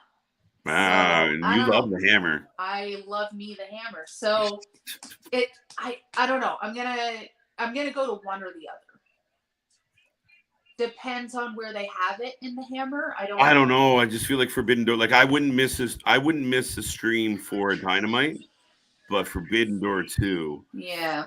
And you could potentially get and I'm not even the biggest fan, but still Mercedes Moné could be involved. For sure. There's a lot of possibilities with this one, and it's just cool. Oh my God, Impact has started. Oh shit, completely forgot about the other show. I looked over expecting to see Sami Callihan screaming at me about YouTube, but no, it's just Mike Bailey. Bailey and that big old smile. He's so ridiculous. What was that? Oh shit. Now that I look at him as a comedy character, it makes it so much better. I don't know, like the big cheesy smile and everything kills me. It reminds me of like Johnny Bravo with that smile. But Johnny Bravo, like the cartoon? Yeah. Yeah. Here comes Jonathan Gresham. And just on a quick side note, Christopher Daniels and Matt Seidel have decided to be a tag team, and they picked up their first win tonight. Random, Oh, and here we go. Yeah, 2 veterans going after Ring of Honor gold. did Eddie win tonight? Eddie won, yeah, squash match. Oh, Nice. hey, United Empire on Ring of Honor. Are we getting Aussie Open? Yeah, we are. Aussie Open are here to challenge Matt Seidel and Christopher Daniels, and that should be a slam dunk victory for Aussie. Yeah, but Crazy Steve is here now, so. Yeah, I'm looking at, we got Decay coming out, folks. So if you are just tuning in, that is Luna Havoc. I am KJ White. We are just covering Impact. Ring of Honor is wrapping up. We got one more match of Ring of Honor, the main event, and Impact is kicking off. Decay is coming out. Make predictions. I don't care if you're watching Impact or Ring of Honor. If you know the right answer, I don't want to fucking hear it. Keep it to yourself. If you want to guess, guess away. If you want to pretend that you're guessing, I don't know. Just don't spoil it. Next show I plan on going to is SummerSlam in Detroit. That one's a tempting motherfucker too. SummerSlam. Oh, yeah. Yeah. It's not even far. I was thinking about that. So I've been going back and forth whether I should do that or hold off until next year, go to WrestleMania, because that's in Philly. Philly, which isn't yeah. that far Philly's not a either. bad show. Ah, Yeah, and part of me, yeah. I was like SummerSlam. I think I want to go to SummerSlam over Forbidden Door 2, which sounds crazy to some people, but I don't think so. yeah, I'll probably have to do Forbidden Door on that one, but I think I'm gonna do Forbidden Door and then do Philly next year because Philly, like I want to do some EC Dub stuff, you know. Yeah. More for the outside. I think we talked about this last time, but there's so much crazy, amazing stuff in Philly, wrestling related around WrestleMania, but also like side. Like just Philly cheesesteaks. I don't know. Anything. I've never been to Philadelphia and I kind of want to go. Yeah. Crazy Steven. Better get them next Friday before they're sold out for Forbidden Door. Yeah, they'll go quick. Yeah. There's always ways. There's always ways. March Madness will be on tomorrow. Yes, our coverage of Rampage will kick off at like 11:30 tomorrow night. I hate you, AEW.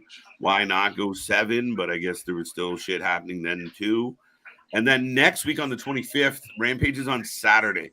I can't even promise I'm going to come watch it unless there's something to watch it with. What? Why is it on Saturday?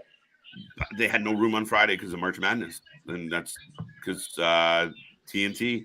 What's March Madness? Football? NCAA. Basketball. Oh. Look at me knowing the sports. There you go. Technically, you were, yeah. Anyway. I was wrong. Yeah. You were right, and kind of. Steve. Oh, Steve. Like, who the fuck Steve? Is it Crazy Steve? I'm pretty sure Crazy Steve has no fucking idea. Christopher Daniels. I want to see that. Christopher Daniels and Matt Seidel. Right? Fuck, I need to somehow find some time for ROH this weekend. Right. Now, right now, we got Black Taurus and Crazy Steve taking on Gresham and Speedball. Normally, I'd pick Gresham and Speedball, but I have a feeling that they might get mad at each other and Decay steal a win here.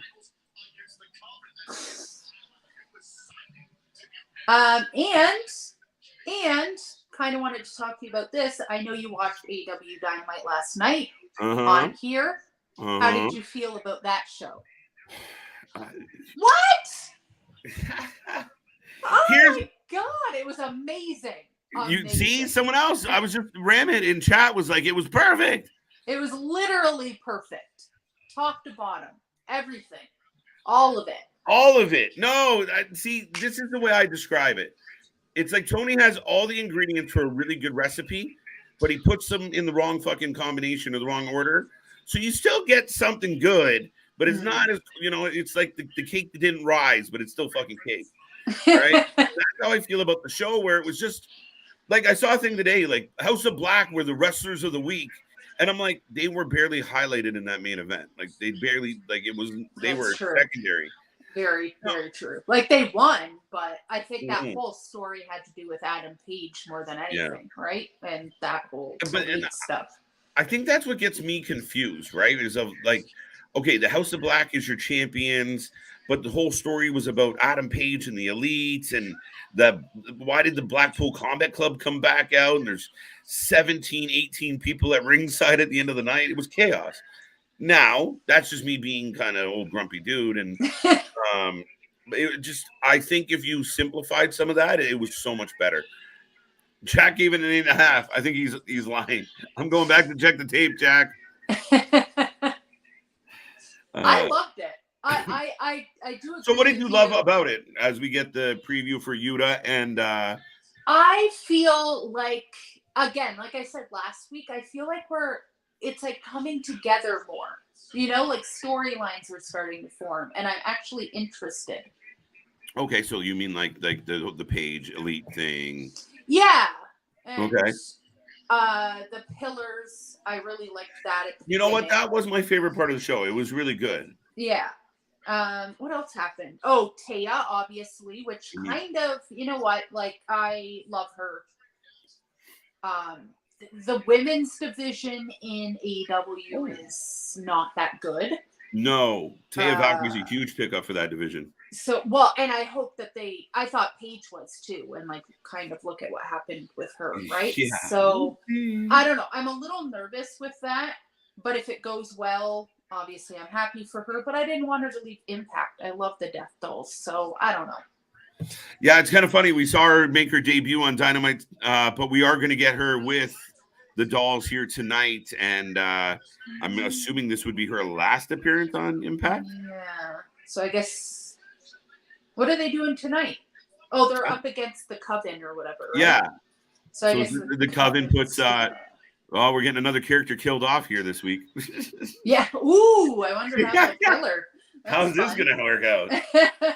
No, I completely agree. Taya Valkyrie to that women's division, she is such an absolute thoroughbred in the ring. Like I'm thrilled for her to get involved. Like this isn't something like when I say Taya's a good wrestler, it's not she's a good women's wrestler. She's a solid fucking wrestler. She's amazing. A vet.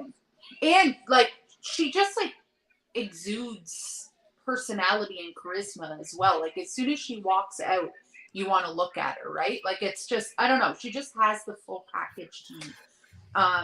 So I hope I swear to fucking God, if they have her lose to Jade, I'm gonna lose my fucking mind. I will email Tony myself. Like I'm gonna be so fucking mad. Can you like vlog them, and like I would more than happy have that footage. You just listen. We've all done it on this channel. We're taking a moment to have a chat with TK.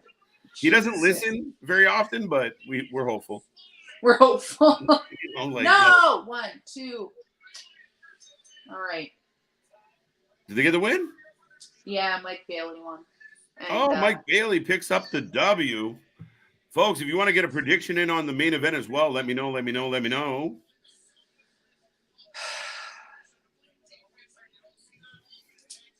Okay. I've been a fan of Crazy Steve for about 20 minutes. 2 weeks now. But my man's going to have to stop taking L's. All right? Yeah, he that's kind of, you know, I mean, he'll get a little bit of a hot run, but generally he's the under guy, right? Yeah. I thought they might steal a win tonight just because. Yeah. He needs to get away from the bull, though. I'm over it. Mantar. That's cruelty to animals. What is cruelty to animals? That's what somebody said in the chat. He pinned the moose or whatever he is. What's up, Tyler? How's it going? You know it. Welcome back, Trey. Hope you're doing well. Everyone else in the chat, Damon, Jack, Steve. Trey. Nick. Oh, hey, Trey. Welcome. Thank you for being here. Steve G's in the house again. But yeah, we are rolling through. We've coming up on the 2-hour mark of the stream. I didn't realize Ring of Honor was going to be 2 hours every week. I really didn't. Oh, but Yeah, we got the main event: Clark Connors against Wheeler Yuta. Oh, for the nice. title. How's this episode going? Been good. I think it's better than last week's. Oh, okay. So it's not bad. It's been, again, it's just a lot of matches. Like there's not a whole lot of the fluff, right? Like Yeah. it's 2 hours of like match, quick promo, match, another little promos, a couple pre-tapes, match. I like that format. Like Dynamite. It's nice. Hey easy. Tony, do Yeah. this on Wednesday. All right, let the wrestling start talking. He's got to be getting help though. He's got to be. It doesn't feel like it. Oh God! Even for Ring of Honor, you don't think? You would assume. I mean, I think Ring of Honor is easier to book because you can kind of do that. Like you two are going to wrestle and tell a little bit of a story, and that's it. Like you don't have to have real much build to it. At least the way he's approaching it right now.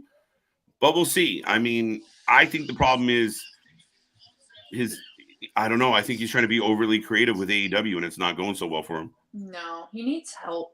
And he has, like, no matter what you think, like, or whoever, Jeff Jarrett, like, why doesn't he ask him for help? I feel like he's just busy wrestling every fucking week. Yeah. Every show, twice a week. It fucking blows my mind. That's where I think and maybe I'm just a little more critical, and I understand. The people who were like, oh, I really enjoyed Dynamite this week, and I've seen varying degrees of love for it. But it's just like that little shit drives me nuts of like, man, I could totally be watching better wrestlers right now. You employ better wrestlers than what I'm watching in this current scenario. Very true. I thought the two Winnipeggers coming together was good, though. And I'm critical, but I thought both were good. I like the big pop from the crowd when they got in the hockey fight. Yeah. Oh, gorgeous. Gotta love Canadian wrestling fans. For real. We are an amped bunch. Here. But that's Giselle, my girl. Sorry. No, go ahead. I'm just excited Giselle's back. I don't know how I feel about it. I don't know why I love her all of a sudden, but I do. What else we got?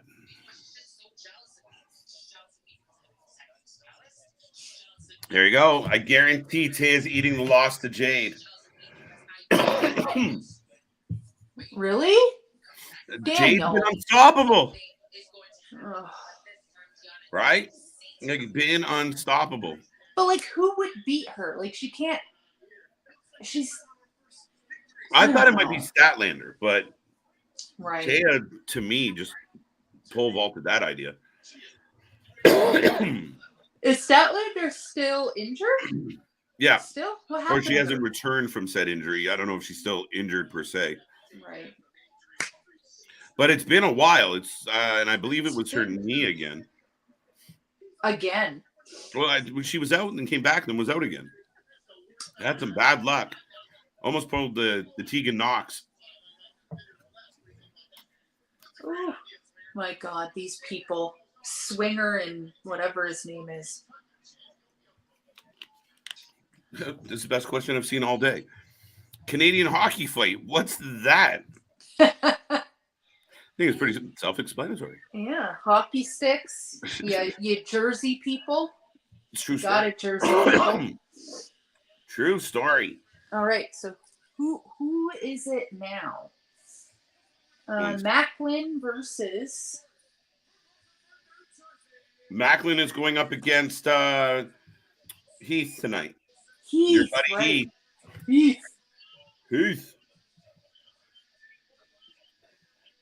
Oh, I really hope Heath and Rhino are at Impact when I go. They should be. I mean, they're like staples. I feel like they're on almost every episode. So yeah.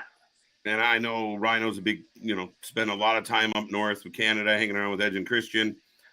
Been up here a lot with Dreamer as well. So, yeah, I mean, I'd imagine that would be the case. Oh, my God. Macklin or Heath? Probably Macklin's good. I'm going Macklin. You going Macklin as well? Number one contender.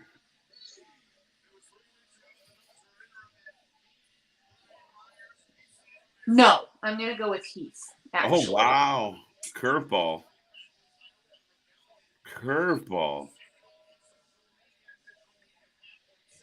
I doubt it, but I'm gonna put that out there.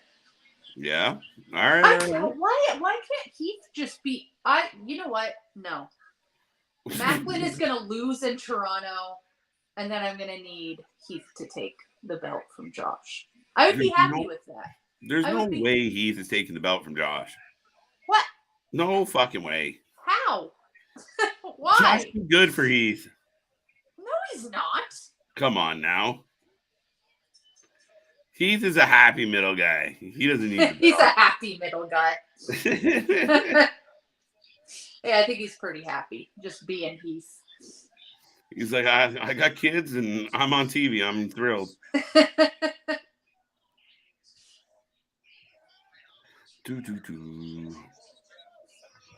I got Yuta and Clark Connors just pounding each other right now, swinging back and forth, not hesitating. Been a good main event to the show so far. Macklin for the win. Chambers is picking Macklin. Come on, folks. Who else you got? I need some people. If you're feeling lazy, you can give me an M or an H. But that's lazy. Let's be real. But definitely put H. Come on. Manifest with me. Let's get some Heath loves out here. Right. Oh, geez. I saw my ticket for that. For what? Sacrifice. And you decide you're not going to use it? No, I'm not going. Because I bought the ticket as soon as they went on sale because I wanted to sit front row and I wanted to see Impact. But then they announced the one in Toronto. And I'm like, I'm not fucking going to Windsor. There's no way. There's no way. So now I'm just sitting on a ticket. I tried to sell it, but it's a one ticket, right? So. Oh, that makes it trickier. Come on, Heathy boy. Come on, Heathy. We're gonna call him Heathy. Heathy, let's go, Heather. Heather. Get in there. I don't know. I feel like if they booked him differently, you know, he could be. He looks sturdy. Like he could get out there and. What? He looks sturdy? Yeah, you know what I mean. Like he looks like. Yeah, he's well put together for sure. I mean, I think that's where you're going with that. I hope, but looks sturdy. But you know, every once in a while, like he did the whole like rivalry against Eric Young, and Rhino was with Violent by Design, and that all worked. It was all good. So yeah, Heath is a veteran. He's good with the mic. I see no reason why if you pushed him the right way. He couldn't, but I just don't know if they give him the belt. I think he's a good contender, maybe not a winner. Okay, somebody in the chat, on the Impact chat, just called Steve Macklin Impact Stone Cold Steve Austin. Why? I don't know. Yeah, they gave no context to that whatsoever. And in what regard? Because he like beats people up? I don't get it. I don't get it either. I tried to wrap my head around that. I had to say it out loud just in case I was missing something. Am I crazy? Like I kind of feel like he gives me more like Triple H the game vibe sure. than like an Austin vibe.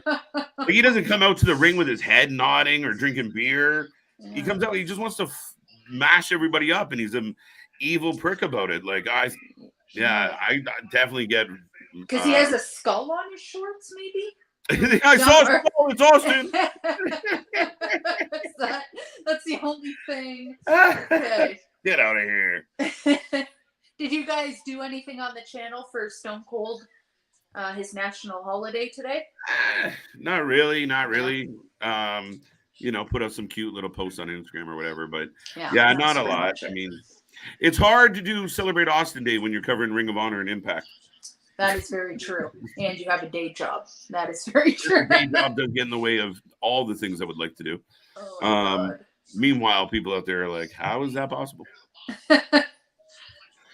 I'm Canadian. There you go. Proud Canadians. I got kids. You'd be surprised. The Canadians only make up, they're like in third place as far as our viewership goes here on this channel. Really? Yeah, Americans, and then we're a big hit in India apparently, and then Canada, So the Canadians are lagging. We need more Canadian presence. That's the weird thing. Like when I go through my Lucha Brothers added to the match tray. Huh? Chambers, context, more words. Oh, wait. Mark Briscoe announced the Rampage Trey reach for the Skye Fatal 4-Way. Oh, they added both Lucha Brothers? Okay. Yeah, they were added a while ago. Yeah. Ooh. Yeah, when I go through my analytics and stuff like on TikTok or whatever for my lives, it's I would say like 90% Americans. So when I do come across Canadian wrestling content people, it's always surprising. I don't know. I never get Canadians on my channel. Speaking of a sturdy looking gentleman, Claudio is out here to celebrate with Wheeler Yuta. As Wheeler Yuta, even like the small crowd at Ring of Honor looked completely bored at the fact that Yuta's trying to sell that you just won this match. I'm the champion, like I'm one of the champions here, and literally everybody in the little building looked completely uninterested. They're like, Claudio, get out there, get here, help him. So, for everyone tuning in right now, Ring of Honor has ended. If you watched it and you want to give us a rating out of 10, I'm all ears. I'll give you mine as we go. But Steve Macklin, Heath are in the ring. And if you guys haven't made a prediction yet, by all means, let me know who you think is going to win. I think we both picked Macklin, Miss Luna. No, I picked Heath. Oh, and then Macklin, and then Heath, and then Macklin. But you're going with Heath. I'm going with Heath. Heathy baby. They both own a 3-wheeler. Maybe. Yeah, maybe. Right? I think it's the skull. Anytime someone sees a skull around, I think that's literally it. Just kind of. I wish that was a joke, but I think. Oh, almost Heath. Oh, every week it's the funniest thing on Honor Club. The minute Ring of Honor ends, they repeat it. But because you're on Honor Club, there's no commercials. So like Yuta's celebrating, and then they do like the goodbye, and then right away there's Willie Mack coming out. And I'm like, oh shit, another match. No. Speaking of your buddy Heath, not looking so sturdy right now. Not looking sturdy. Looking a little flimsy, I may say. Macklin's a beast right now. Come on, Heathy. Heather.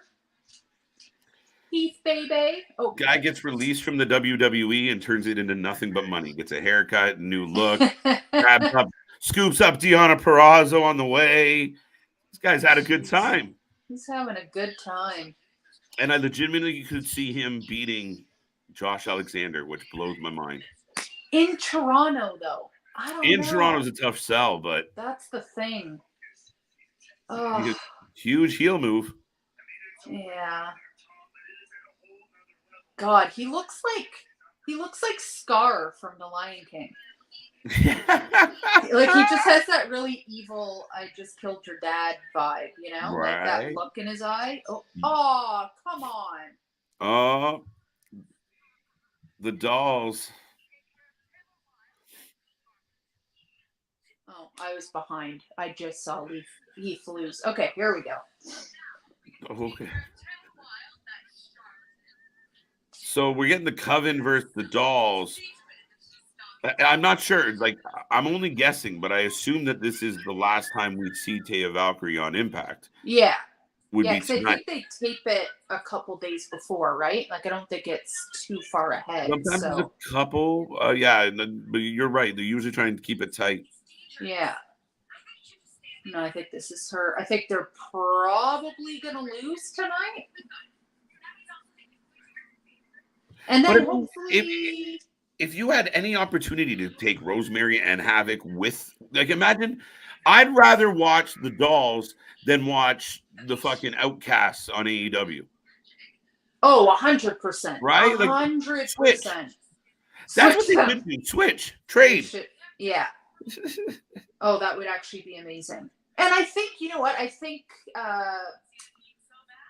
those three, what's their names? Paige, Tony Storm, and the other one, Roby Soho. I feel like they do so well in Impact too. Yeah. You know, I think Paige has had so much time off wrestling. I think starting somewhere smaller might be PCO. Oh, sorry. Yeah, I totally got PCO has walked to Las Vegas. Remember last week he was lost in the desert? Oh yeah. Oh, and somebody picked Eddie Edwards up in a car, right? Yeah, and he was and you know they buried PCO but here the zombie's back. He's hosting a show coming up in a couple of weeks in Montreal. We are not Montrealer. We are not Quebecers. Is that what the show's called? Yeah, he's doing his own show. It's fucking hilarious.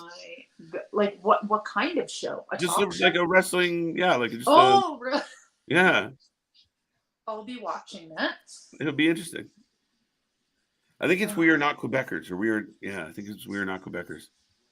I'll look into that. I'm a fan of Deonna Purrazzo and his wife Steve and the wife. I thought you said and the wife Steve Macklin. Both great professional wrestlers. Absolutely. Deonna Purrazzo was a belt collector for quite a while, and then she did about her little victory lap and went and got married. But I think they're both outstanding.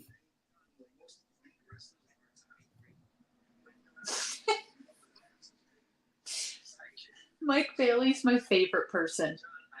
I don't know why. He just he's like uber babyface.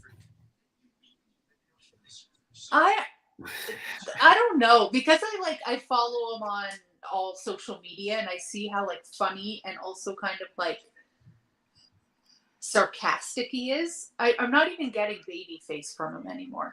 No, this is how social media ruins things for you, you know?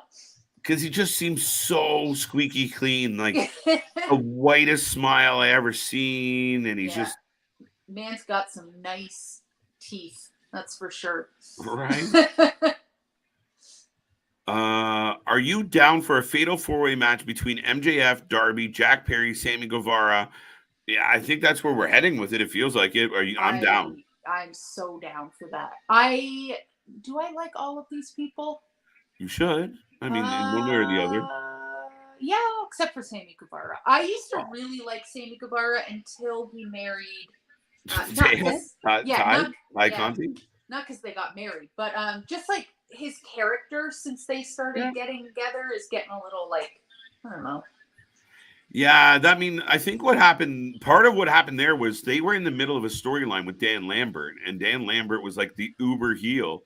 And then everyone started throwing up in their mouth because Ty and Guevara could not stop posting themselves everywhere and doing everything. And we're like, folks, act like you've been there before. So the crowd turned on them and started booing, but they kind of just kept going with the storyline. So everybody was kind of getting booed except Ethan Page somehow. Yeah. And it's never and then he went back to Jericho. Here we are. Yeah. I don't know. The Spanish God. He's great in the ring, though. So that's going to be an amazing match. And that whole thing between all four of them last night was amazing. Darby Allin, I love him so much. I don't know. I think he's great. I thought it was really great that Jim Cornette and co-host Brian say, man, it would be really cool because MJF keeps doing thank you, fuck you, bye. It's kind of a Jim Cornette thing. And literally they were like, oh, it would be really cool if you could get it on the show. 3 days later or whatever it is, 4 days later, he says, screw you, thank you, bye to the three pillars. I was like, all right, he's listening. Oh, this is a match that I didn't really need to see, but here we are. It's weird to get a complete filler match in the middle of but they've been doing this with Swinger for a while now. He's doing the old Brian Myers gimmick of in whatever 400. Right. And Giselle Shaw's whatever he is, business manager or some shit. Yeah. It's very odd. Well, this groupie match is going on. Oh, Trey agrees with Damien. That's good. Me too. A lot of people are happy with that fatal four-way. I think it's great to highlight that you have this young group, and I admit, like, yeah, Jungle Boy's a little like fans will get on him. I can hear some of the critics already, like, "Oh, Jungle Boy's shit." Da-da. He's young. He's not going to be as crisp, as clean. Like, not everyone just showed up. You go watch some of the old, Hall of Famers. I mean, it's easy to look back with rose-colored glasses, but yeah, fuck, Austin was the ringmaster. Thank God he figured that shit out. Seriously. I mean, yeah. If you look at the beginning of AEW, or when Jungle Boy, I think he's been there since the beginning, right? Yep. Yeah, he's the pillar, obviously. So from the beginning until now, he's so much better on the mic. You know what I mean? Because I remember listening to like an interview or something with him saying he barely speaks because he doesn't like doing promos. Yeah. From that to like last night, is it perfect? No. Yeah. But he's getting a lot better. I think he did really well last night. And also he just has like an amazing look and he's great in the ring. Like him against Christian, I thought that was pretty good. For a young kid. He's like, what? I don't know, 17 and a half or something. I don't know. Like he looks about 18, yeah. Yeah. And I mean, he's getting hands-on knowledge from amazing people. So he's going to be, and he's been watching wrestling with his dad since he was like a child. Like, he'll be amazing. He'll be great. We just got to give him a little bit of time. Yeah. Well, if they sit down and they want to do all four guys in a fatal four-way, I don't know. You can't wait till Double or Nothing because that's too far away now. So when is Double or Nothing? That's in May. Oh. Right. So could you carry the storyline out for like 12 weeks? I think so. Because they could have matches. Tag matches, split matches. Yeah, maybe. Yeah. I mean, this would be an amazing time for Tony to like come to his senses a little bit, maybe ask somebody for a little bit of help with storylines to drag this out a little bit and kind of make it work, and he can kind of figure it out as he goes. That would be perfect. Yeah, I don't. But whatever. He probably won't. So. Well, see. I mean, it's interesting. Like, is he like? Part of me thinks he's like, I'm fine. I got tons of money, and you know what? I don't care if the show sucks. I'm just going to keep writing it until I get good at it. Maybe that's the approach. I don't know. Well, and I know they just hired somebody from, NXT WWE from when NXT was good, like a producer or a writer or something like that. A fact checker can let me know the name. At the moment. So, I don't know. 8 out of 10 for Ring of Honor. I don't know what producers do. She might have nothing to do with stuff like that, but maybe that'll help. I don't know. Their weekly show looks better than it used to, and they've brought in some former WWE people as well and some other people to make the show look better. I will give them that. Like, it looks better. It's filmed better. They're better with the cam work. They generally don't give replays of botches anymore, which was a weird thing that they ever did. Oh shit. Ooh. It's Diener. Diener doing his thing. The design, and Callahan not happy. Oh, yeah. What's step 7, y'all? Steve, I will explain this for the masses. We are watching Impact on YouTube. It starts 15 minutes later than the televised one or the access one. We do it because it's commercial free, so we can just shoot the shit and talk through the whole kind of through the night without the commercial breaks. So yes, and that is true, Mr. Chambers. There's a lot of wrestling coming to Canada. Impact Rebellion, I will be there, Steven. There you go. Front row. I will have some stuff on my YouTube. Go pay attention. What? I don't know what.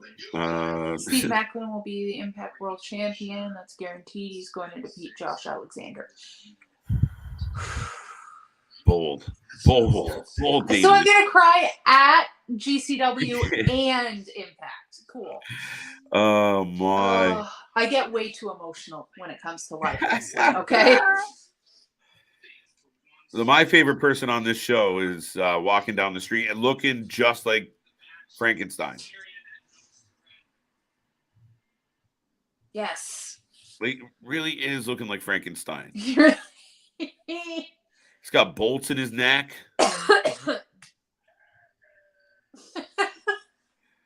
I can't with him. Oh, Sam's Town entrance.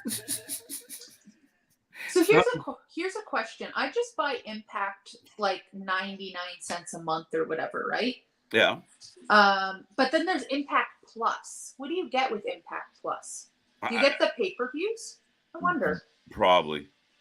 Because it's $72 a year for Impact Plus. That's not bad. No, I might have to do that if it comes with everything. I have so many subscriptions, it's disgusting. Who was Steve Macklin in WWE? You being funny, or did you forget? Because that's what he was. He was one of the forgotten sons. There you go, Chambers, way ahead of me on both. Hey, your favorite, Tommy Dreamer. How is everyone your favorite? Yeah, how is he he's not my favorite. No, not he at all. Was. You I ruined him for you. You did. Honestly, I will take him over Raven though. So. Every single time.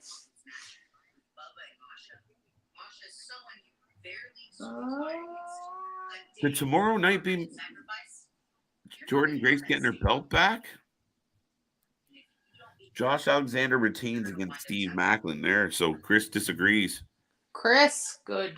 I don't know. Like, that's the thing. I can't see him losing in Toronto, but it would be such a great heel move. Like, he's going to get booed out of the fucking building, which is what he kind of wants, right? So yeah. It's like, oh, Eddie Edwards is here. Oh my God, PCO walked all the way to Vegas to look for Eddie, and he's here. Poor PCO. We'll see if PCO can find him before the end of the fucking night. Right. Dude been walking around and through the desert for days. Oh my God. See, this is, I can get into something like that. And I'm like, you know what? It's funny. It's good. It's entertaining. I love it. Yeah. Other people are like, it's stupid. He'd be dead. We're like, we know. That's why it's funny. He is dead. He is dead. He's already dead. He can't die again. It's just so funny because everyone from Honor No More kind of left, and Eddie's still here, and the one guy they leave behind to fuck with him is PCO. He's like, shit. Oh, here we go. What do you got to say? Who picked him up in the car? Oh, that's we don't know. Maybe he's gonna say it now. Diener the Wiener. Clinton. Clinton. I don't see Josh Alexander losing to Steve Macklin, not with a stacked match against Kushida and at multi. Oh, good point. 2G.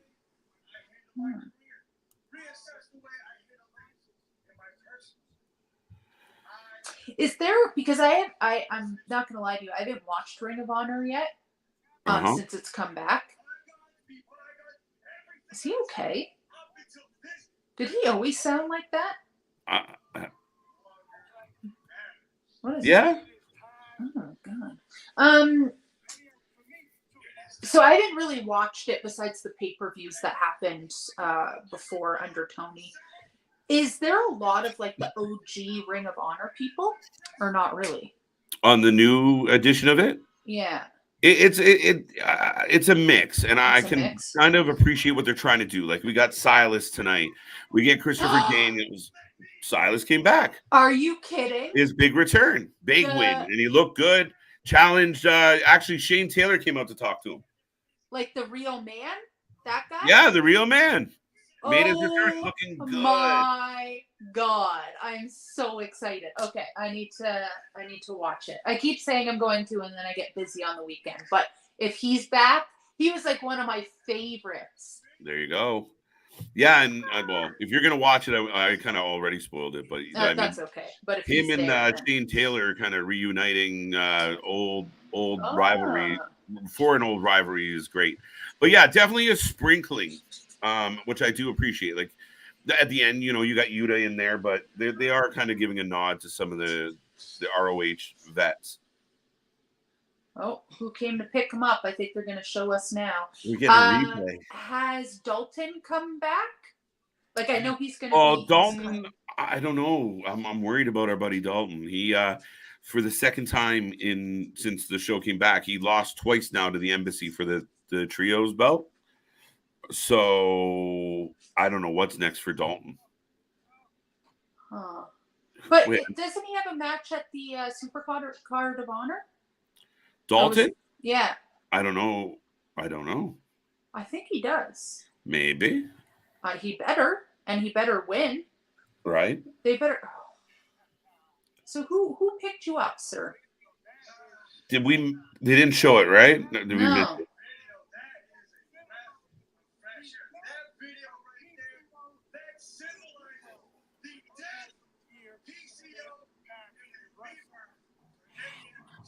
Oh! I love this shit. So good. I love it. And the lightning strikes. And the thunder rolls. Anyway. I'm down. Oh, yeah. Nick Gage versus matches tomorrow. Yeah, Cardona's on the card. Kushida's on the card. They're in New York tomorrow and then Toronto on Sunday. So excited. You know what? That Opera House venue should be fucking outstanding. It's going to be one of the better venues that you generally get from a GCW show. It is at the Opera House before I say what I'm about to say, right? It is. I'm trying to think of how that would set up, though. I think you're going to feel on top of them. Like if you're up in one of the balconies, I think you're going to feel like you're looking down at the wrestlers. I'm curious what that's going to be like. But if you're like you said, front row, that first bottom stage area cleared out, it should be. I think it's going to be a great venue. It's going to be loud as fuck in there. Oh, it's going to be crazy. Oh, Kenny King. That's who. There you go. Kenneth. I love Kenny King again, but like not PCO. PCO ain't having none of this shit. He's been walking for 3 days. He is not fucking around. Is it funny that PCO sells more shit than Moxley does? Oh, I thought you meant by selling stuff. I thought you meant merch. Oh, no. Really? You don't know, not at all. You're like, that's Fun crazy. facts. I don't believe that. King is they're just kicking him in the head at this point. Oh, poor PCO.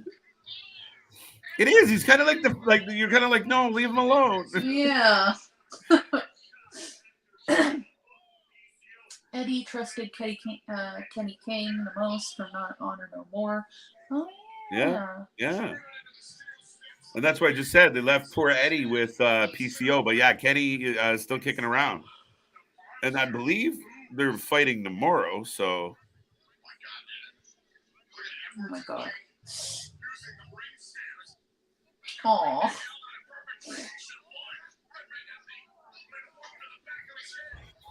Silas Young. I wonder how old Silas Young is now. I feel like I've been watching him for a long time. Yeah, I feel like, I don't know, just on top of my head, I feel like based on how much I've watched him, he's around 50. It's gotta be. Gotta be, right? Remember the Beer City Bruisers? Yeah. Oh my God. Oh, I miss old Ring of Honor, like older stuff. It's so funny. Since I got the Honor Club, I literally going through the library watching the. Oh yeah. Saw CM Punk's debut at Ring of Honor the other day. Like it's fun. Young, tiny Daniel Bryan and Samoa Joe. I love it. They are putting a beating on this man right now. He's bleeding. He's bleeding from the back of his head. He's bleeding from the back of the head. Yeah. Right in the heat. No, leave him alone. Silas Young is 43. 43? There you go. Okay. I'll take your word for it, Chambers. But that's what I mean. Like, we've been watching him since he was. Then that means we've been watching him since he was 23, 20. Like, I feel like he's been just fucking doing his thing, man. I don't like this anymore. This is a long beating. Like, I'm like wondering where this is going. Yeah, his neck is busted open. He popped out one of his screws, guys. They literally, I think they shagged up one of his screws. Somebody's got to come out and save him, right? See, I'm not impressed by that, Eddie. A chair and a kendo stick. I've seen this guy get way worse. You know, it'd be really cool, since we're bringing back all the ECW old guys. Yeah. If Sandman would come out and help him for absolutely no reason. For no reason, but I'm in. Fuck it. That went absolutely nowhere. Guess it's just setting up the match that, you know, PCO's going to kick the shit out of you tomorrow. Or whenever. I think it's tomorrow. I think the pay-per-view's next week, yeah? Is it? Or is it tomorrow? The 17th is, oh no, sorry, I lied. You're right. The 24th is, yeah. Right. Yeah. It's hard to keep them all in order. Tomorrow we're doing GCW Eye for an Eye. We're doing SmackDown. We're doing Rampage, which starts at 11:30 Eastern. Or shit. That one should have got moved to Saturday as well, Tony. But yeah, and then we're back all weekend long, and then we go through the whole week. Then we're back for that weekend, and then we're here for another week, and then we're here for Mania.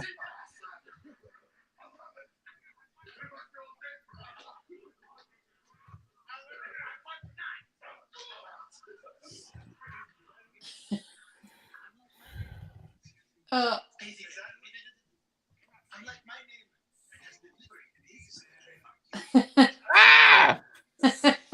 Even Joe Hendry. Oh my god. And the clap thing is hilarious. Wait, what?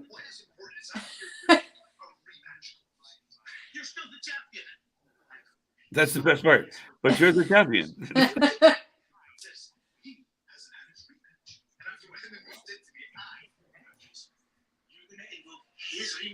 Oh. Whoa, you are loud, girl. Sorry. Oops. There we go. I believe in Moose. Someone says in the I believe in Joe Hendry. It's weird. Like, when I see Joe Hendry, people love him in the crowd. Yeah. So I expect them to cheer for him, but they don't normally. How about this? Oh. So you'll get to believe in Joe Hendry. I believe in Joe Hendry. I won't be there for that one. No, that's the one you didn't want to go to. Yeah. Now I should go to Windsor. I think Joe Hendry's worth the trip. I'm not going to fucking Windsor. Is in Impact Wrestling that's on. Awesome surprise. Yeah. Did you see old Vladdy?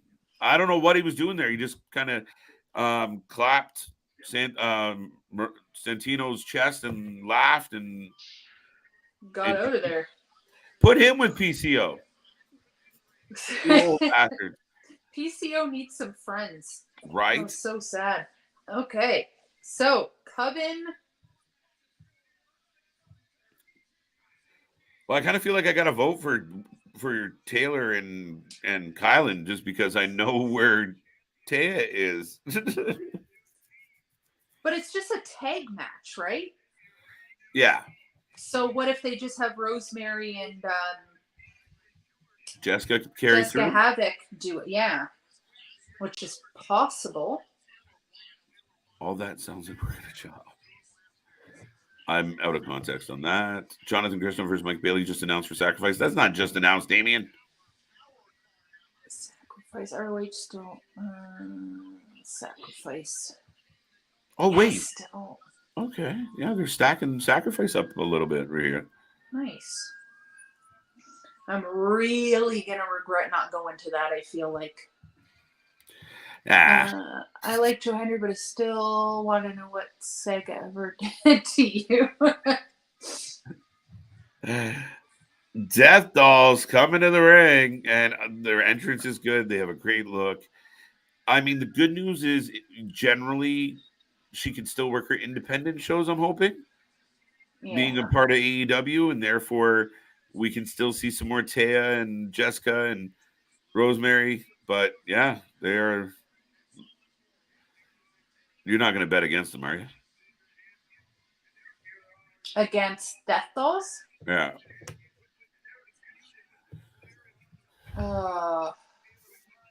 Yeah, no, I'm gonna go with the Death Dolls on this one. Okay. He's in the Indies. Oh yeah, whatever happened to him? Brian Pillman Jr. They just faded him out, and then they gave Tony Nese and friends the varsity athlete, so they hijacked the name, and they've been gone. Now Pillman's been on the Indies. The last time I saw Pillman, he was doing like a real heel gimmick kind of thing, and it was all right. Yeah. Now Davey Boy, I mean, he got to stand on the apron one time in the WWE, I think, but I don't know how the WWE didn't turn him into money. Like Vince McMahon didn't see Davey Smith Jr. and go, "You are your dad's kid, and it's perfect. Let's go." He's huge. Yeah. But they bring back the Hart Foundation. Cool. Let him win. I said he should have won the Owen Hart Classic, British Bulldog Jr. He's all over the place. Yeah. Junior. I see him all over. Joe Henry was in ROH also. Yeah. And he ended up in Evolve. Nick knows all about Joe Henry's track. It was funny. But yeah, a former ROHer. Taylor Wilde, Kylan King for the win. Deonna Purrazzo versus Shaw just got announced last week for Sacrifice as well. Yeah, I'm not thrilled about that match. I don't know what it is about Shaw. She's just I like her, but yeah, like we were talking about last week, she's just not a believable champion. She's not a believable winner. Yeah, it's kind of like when we saw Josh Alexander versus Rich Swann. We were like, well, we know how this is going to end up. That's like every match with Giselle Shaw, unfortunately. Taya does a lot in MLW and NWA. So I actually saw some photos of Raven, actually, because I follow him on Twitter, in MLW, and they looked super cool. Like, is that show shot really well? I don't know. I mean, you don't watch last it, do you? rendition, like what I had seen of it wasn't shot particularly well. It was very impact-ish. Maybe it is now. I haven't watched it on Rios yet, and I know a couple of fans out there were like, "You guys gotta like watch it. It's on Tuesdays." But like they're having like their matches are from like 8 weeks ago, 12 weeks ago. That's hard to do a live stream for. Right. I mean, not impossible, but I mean, that's what anytime I ask people like what's another promotion I should watch, because I mostly only watch Impact, AEW, and WWE, which is actually kind of a lot. But everybody always tells me MLW. Yeah, MLW is good, and it's got a lot of talent, right? Like there's a lot of really talented peeps there. Yeah, I think, I don't know, NWA, I just, for some reason, anytime I see anything on it, it doesn't really give me a tickle. I don't know. I'm sure it's good, but it just, something about it. Oh, it's not. Well, okay, so the thing with NWA was it was on a run of, like their weekly shows could be a little, it's an acquired taste, but they're not bad. They're not, but they weren't great. Like I didn't go out of my way to see a weekly show. Right. But they put on banger pay-per-views. Their pay-per-views were great. Last year's Crockett Cup was amazing. The Briscoes won it. Like they've really done well with pay-per-views. And the last while here, where we've heard some rumblings of unhappy wrestlers, Nick Aldis wants to leave. Right. But like all of a sudden the booking got kind of funky, and we didn't even cover the last NWA pay-per-view. So if we're not covering it, it wasn't offering a whole lot of meat and potatoes. Maybe I'll try MLW, and it's free on YouTube. Yeah, after the fact, I believe. Yeah. Huh. Or at least Power should be, or MLW was actually They've been streaming on Reels. I don't know if they make it available on YouTube after the fact now. Do they? Fact checkers. We've seen how Khan books Pillman Jr. He wouldn't put them together. You can't, make them a good tag team. Seriously. I really liked Pillman Jr. there for a hot minute. Right? But yeah, I guess once they took Julia Hart and put her with the House of Black, that was kind of just over for them, right? I guess. I mean, you'd hate to think that Julia Hart was kind of like the pivotal, the linchpin that was holding it all together there. You guys couldn't have survived losing Julia Hart? She wasn't? Yeah. Oh, shit. I wasn't a huge fan of the whole varsity thing anyways. Yeah. It was kind of lame, but... Then we end up with the varsity athletes. Dear God. MLW. If you like Lucha Underground, you like MLW. Yeah, I kind of see what you're saying. I mean, and we got MLW as Tekka, which is the more Lucha show. But, yeah, I mean, there's some crossover characters, and I definitely see why you think that. I think the wrestling is overall better on MLW than it was on Lucha. I love Lucha Underground. Okay, so there you go. Yes, MLW on YouTube. Perfect. Okay. I'll give it a go. I'll give it a go. There we go. Fuck, what's his name? He was on Lucha Underground, and then he went to AEW.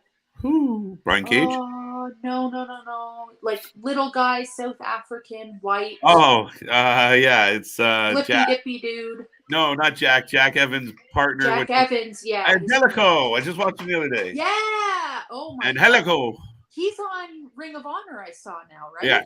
He had a Ring of Honor match. Very technical wrestler, considering he's a bit of a highlight reel and yeah.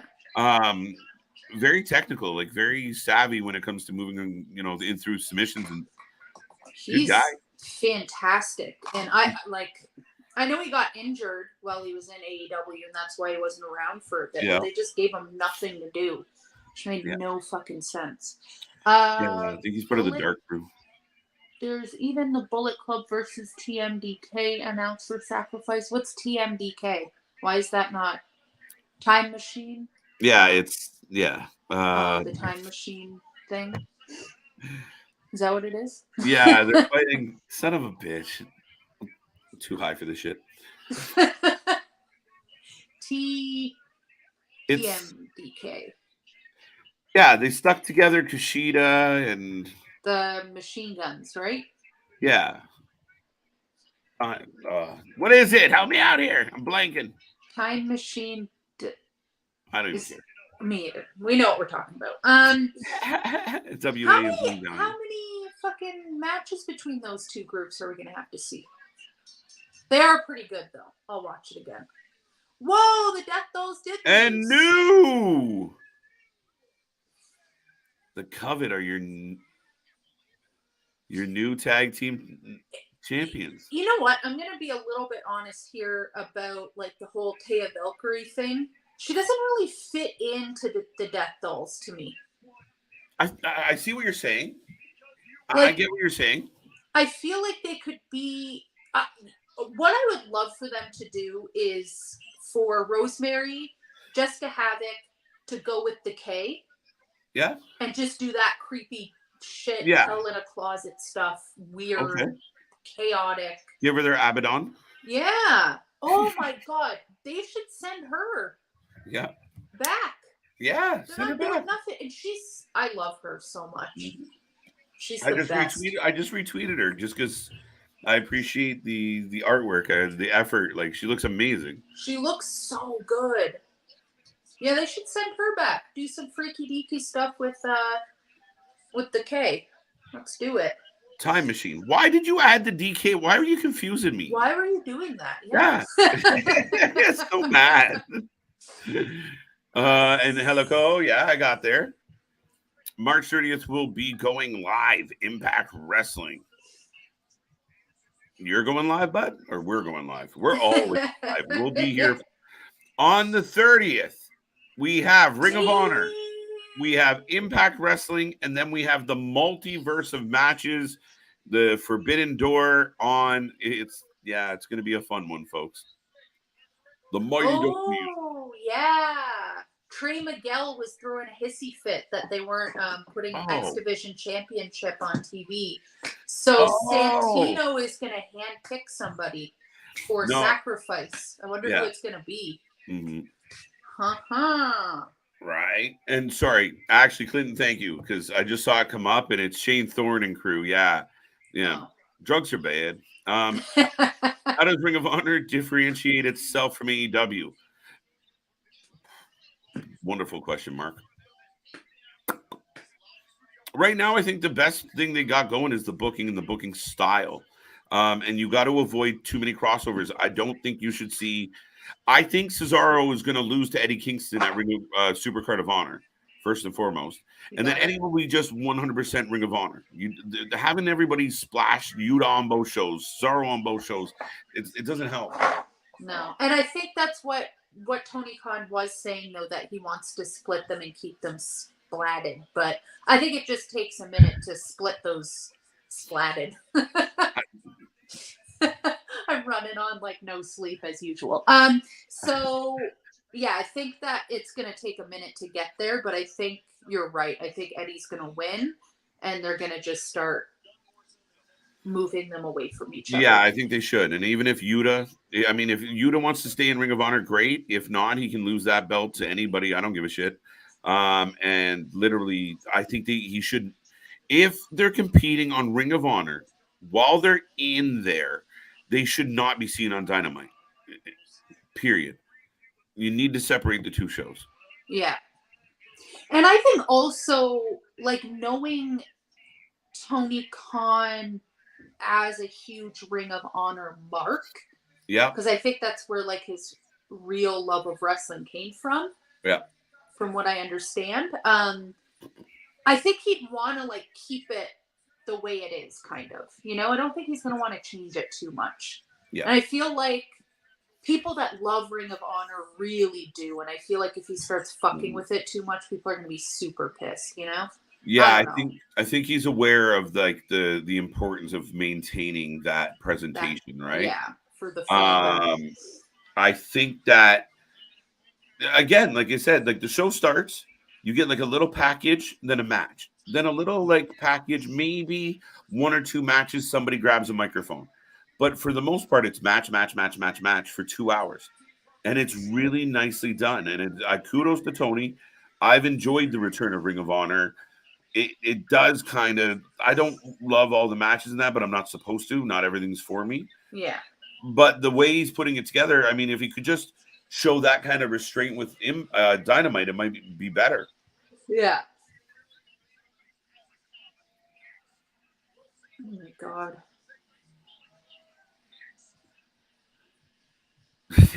I really want, if I could have one person come back to TNA/Impact, I really want to see Curry Man one more time.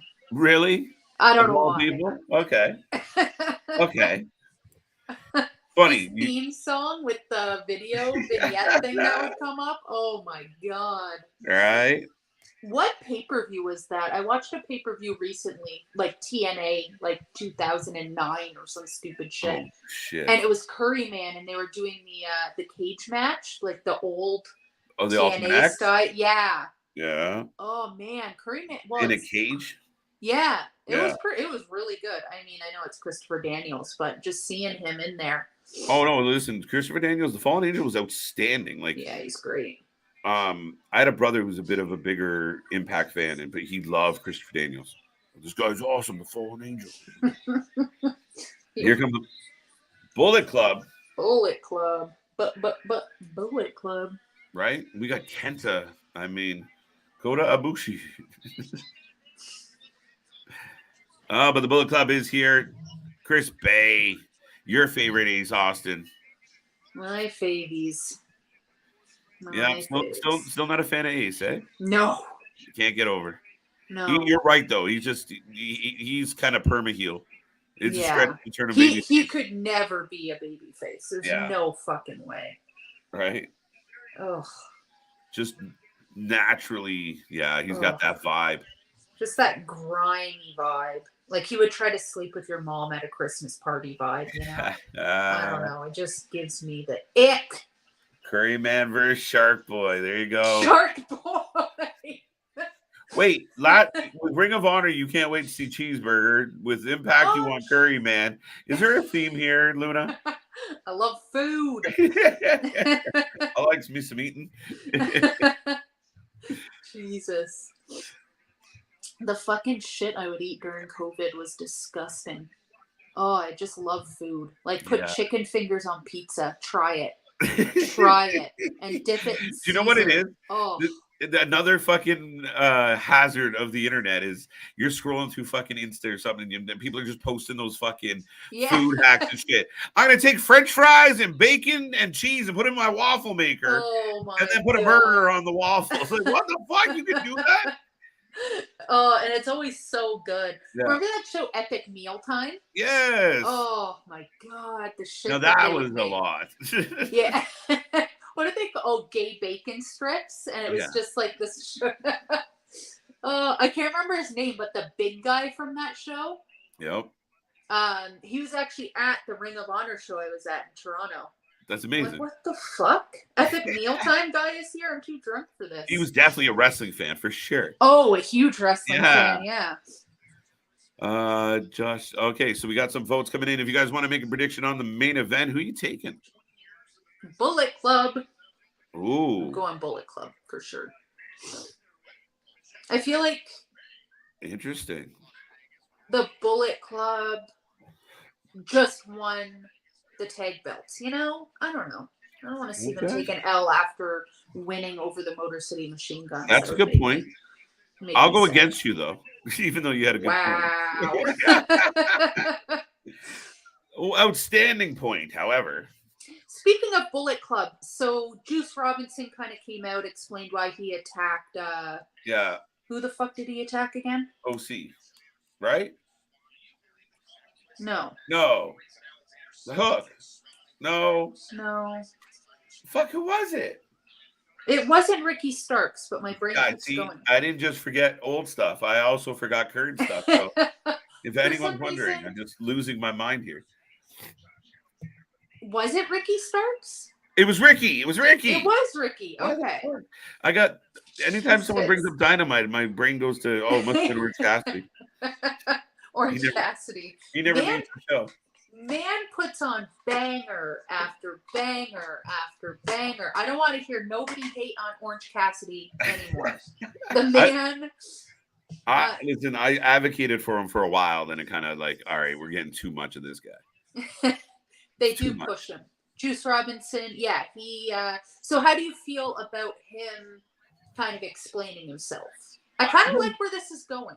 I don't mind him the way he's explaining himself, and I like Juice, and I think I love Juice. Juice has all the ability to give Ricky Starks a meaningful storyline angle, something to keep them busy, and I think it will be really good between those two. I think yeah, I'm okay with it. I really am. I'm a huge Starks fan. I like Juice. I like what he can do, so I'm all for it. This is what I don't get, though, because like when Juice came out, the big Bullet Club thing came up. Are they allowed to do that? Yeah, we couldn't do it without permission, so I'm sure with their friendships and with New Japan and all that stuff. True. But I think New Japan is okay with, like, you see Kenta, you see they like that going around, and I don't feel like the Bullet Club is what it used to be. Bullet Club used to be so like badass and like Fight Club Underground feel to it. Now it's just like, it's not as cool as it once was, for sure. No, sometimes you got to let things go, right? Yeah. I don't mind it that they keep it going at all, but I'm not going to take it for what it used to be either. No. You know, like they can keep it going, have your little friendship group or whatever, but obviously they don't let WWE do it because WWE has the Good Brothers, allegedly, and I don't know. We haven't seen them in a minute. Styles, I heard they weren't very happy. Well, how about that you haven't? So they're getting booked pretty good, and then AJ gets hurt, and they're like, "You all can't wrestle," which is ridiculous. And then they announce the Good Brothers are going to come back, and then the match doesn't happen on Raw. Like they got canceled, they got bumped. I don't know what the fuck. but we haven't got any good brothers.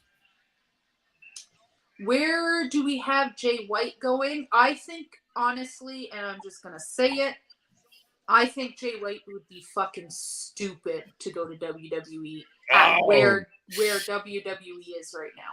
It's a fucking horrible mess. Sorry, not sorry. But, like, they were getting so good. I had so much faith in Triple H. What's going on now? What's going on? Definitely fading.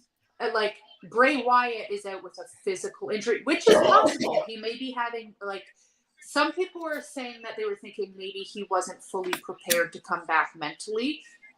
Fine. Wait, after no. 70 years. No, that I don't buy that for a second. Sorry. I think what is going on, and I knew this was a huge conspiracy theory, but in how I'm feeling about it is I think Vince McMahon is doing stuff again. I really do. I really, really do. And the reason I think that is because it was going in the right direction, and now it's kind of, besides, obviously, again, the bloodline stuff is fantastic. Best storyline going right now. But, like, it's just, I don't know. Omos versus Brock Lesnar. We're waiting, like, till the last minute to the Hall of Fame. We're, like, what is going on? What, like, are you guys okay? Like, I don't understand. I don't get it. So if he goes there and gets himself buried, that's his own problem. That's how I feel. This one's definitely for you. Vinnie Mack never left. That's the thing. Like, they're having Stephanie McMahon and all of them, they're having Thanksgiving turkey together. Right. Even if he's not in the office, he's still there. Until the day he dies. Yeah. He's kind of the heartbeat of that place, whether we like it or not. So I mean, that's definitely an interesting angle. But people said, like, you know what, Vince didn't leave. They just brought back a bunch of people so people think he wasn't doing stuff. And then people shut up, he went right back to it. I'm like, oh, come on now. I don't think that's the case at all. I think what happened is once everything blew over, he just came back. I think that he fully intended, or everybody thought he intended to actually leave. But once things blew over, he paid some women off or did whatever he did. Accusations. I mean, let's be honest. He's a millionaire, you know? Like, they get away with a lot of stuff. Right. But yeah, anyways, so I just think that he is probably not doing as much as he used to, but there is absolutely no fucking way. People are saying that they let Brock Lesnar choose Omos, however you say his name, as his contender in WrestleMania. Is Brock Lesnar booking WrestleMania? No. Yeah, but even that finds baffling. Like, Brock, you can fight anybody you want at WrestleMania. And he's like, give me Omos. Like, I can't imagine. Like, why? How? What? And like, people are saying it's because they want the big pop of him giving him an F5 because he's like 7'5". Maybe. But really, like, if that's do that on a Monday. Yeah. Like, you set up this whole angle for that? Then I hear that Brock Lesnar's pissed off after his segment on this Monday, and he walked out. Oh, like, he was grumpy when he left. Yeah. I love Brock Lesnar. He could literally spit on my mom, and I would still like him. You know, he can walk out of whatever the fuck he wants to. I don't care. All right. You could say that on YouTube, I think. Sorry, Mom. Sorry, Mom. But like, I don't know. I'm just like over the whole thing. Like fucking Vinnie Mac. And the thing is, it just like bothers me and it boggles my mind. And it hurts that if he is actually doing stuff backstage and booking stuff, and all these women have come out and said all of these things and had accusations and stuff that he's done. Yeah. And he just gets to go on and live his life and start booking WrestleMania again. It just like irks me to the fucking depths of my soul, you know? Again, yeah. I mean, we'll never know the real fucking story about it, but There's moments where I'm watching and I'm like, oh, did Yeah. Vince do this? Was this a Vince thing? I feel very Vincey about this. But we don't know. Like maybe it's just Triple H, you know, it is what it is, man. Yeah. You're right though. I mean, there has been a other outside of the bloodline, there hasn't been good. much, Yeah. right? Thank And God there's for fucking the bloodline. Yeah, for sure. And like there's bits and pieces that I really love. Like again, I love Seth Rollins. He can do no wrong at this point. He's just funny. Okay. He's entertaining to me. I love the whole stuff with him and Logan Paul. I get shatted on for that all the time, but Logan Paul's doing his thing. He's all right, you know? I like listen, all points to Logan Paul. Wrestling needs more Logan Pauls, and people are gonna go, what? But they do. He's got a personality. Yeah. Wrestling lacks personality nowadays. That's just it. And I think the great thing about him is well, he hasn't been doing it for that long. He has had how many matches? Like 4. But when was it? The last pay-per-view that he was on. Whatever pay-per-view that was. And he walked out and he got booed the fucking house down. But he just still went out there and did the job. Like it did not shake him. No. He's new, but he like knows what he's doing. Because he's been in the public eye and he's been booed a lot in his life, I'm sure. Right. But anyways. So that's great too. And then Dominic Mysterio, you know, he makes me laugh. Oh. Ooh. Oh, he got yanked out. I thought we had a win there. Swan with the 2 count. Nope. How do you feel about the Dom Mysterio Ray thing? I don't care about that at all. I'm just really? saying, no, not even a little bit. I kind of got sucked into it a little. Oh yeah. I was like, my one disappointment is they're really dragging out. I've had too many segments where Ray gets punked out. Right. Because I know they're trying to get to WrestleMania, so I would have just spread out the segments, add some more social media clips. But right. I mean, you figure, I mean, any human being after months of being poked at would have snapped by now. Right. Here's Ray, who was one of the best wrestlers, you know, going to be a Hall of Famer. He's punched a lot of people. I figure even with his own kid, there's a line, right? There's a line, yeah. But I love that he's going into the Hall of Fame, though. Well deserved. Oh, absolutely. Absolutely. You know, I mean, holy shit. Did you see that? What? The cutter into the pile? Oh, yeah. I'm like, what? Yeah. Oh, my God. What a fucking move. Jesus. I'm pretty sure. Oh my God, those 2 little old ladies in the front row. That's gonna be me. Oh my God. That's definitely gonna be you. Look at her. Oh my God. With your fucking ECW hat. Love it. Yeah, I think they're all dead. Jesus. That's it. Oh, counting them all out. Let's go there, Swanee Poo.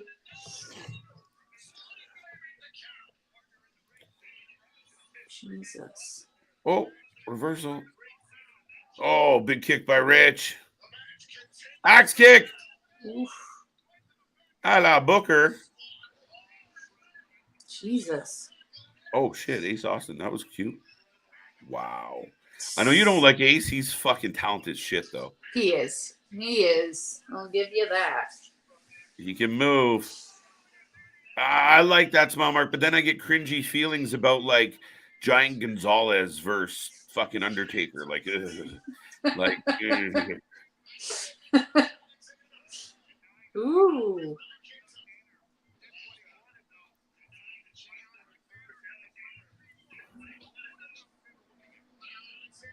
I might be wrong. I think the Bullet Club may lose this. Top Roach botched and maybe didn't go over well. Maybe.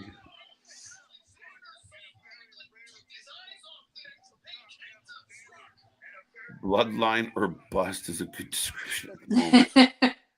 Yeah, really. And I mean, you got people like LA Knight and such where he's getting himself over.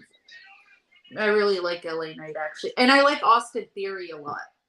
Oh, you were right. Oh, damn. You were Let's right. go.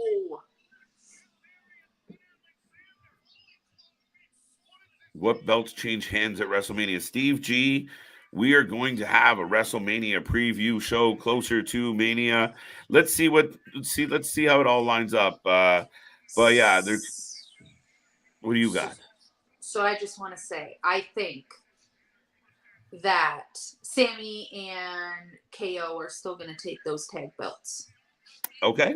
And also, I think Roman's going to keep his belt because if Cody Rhodes is the undisputed champion of WWE, I'm going to throw up on my bed. Like, I cannot with that man. I can't. There you go. I don't know what everybody's like. I think he's going to win. Raw ha ha is about him. He gives me that. Have you seen that meme of him going around? He's like licking his teeth.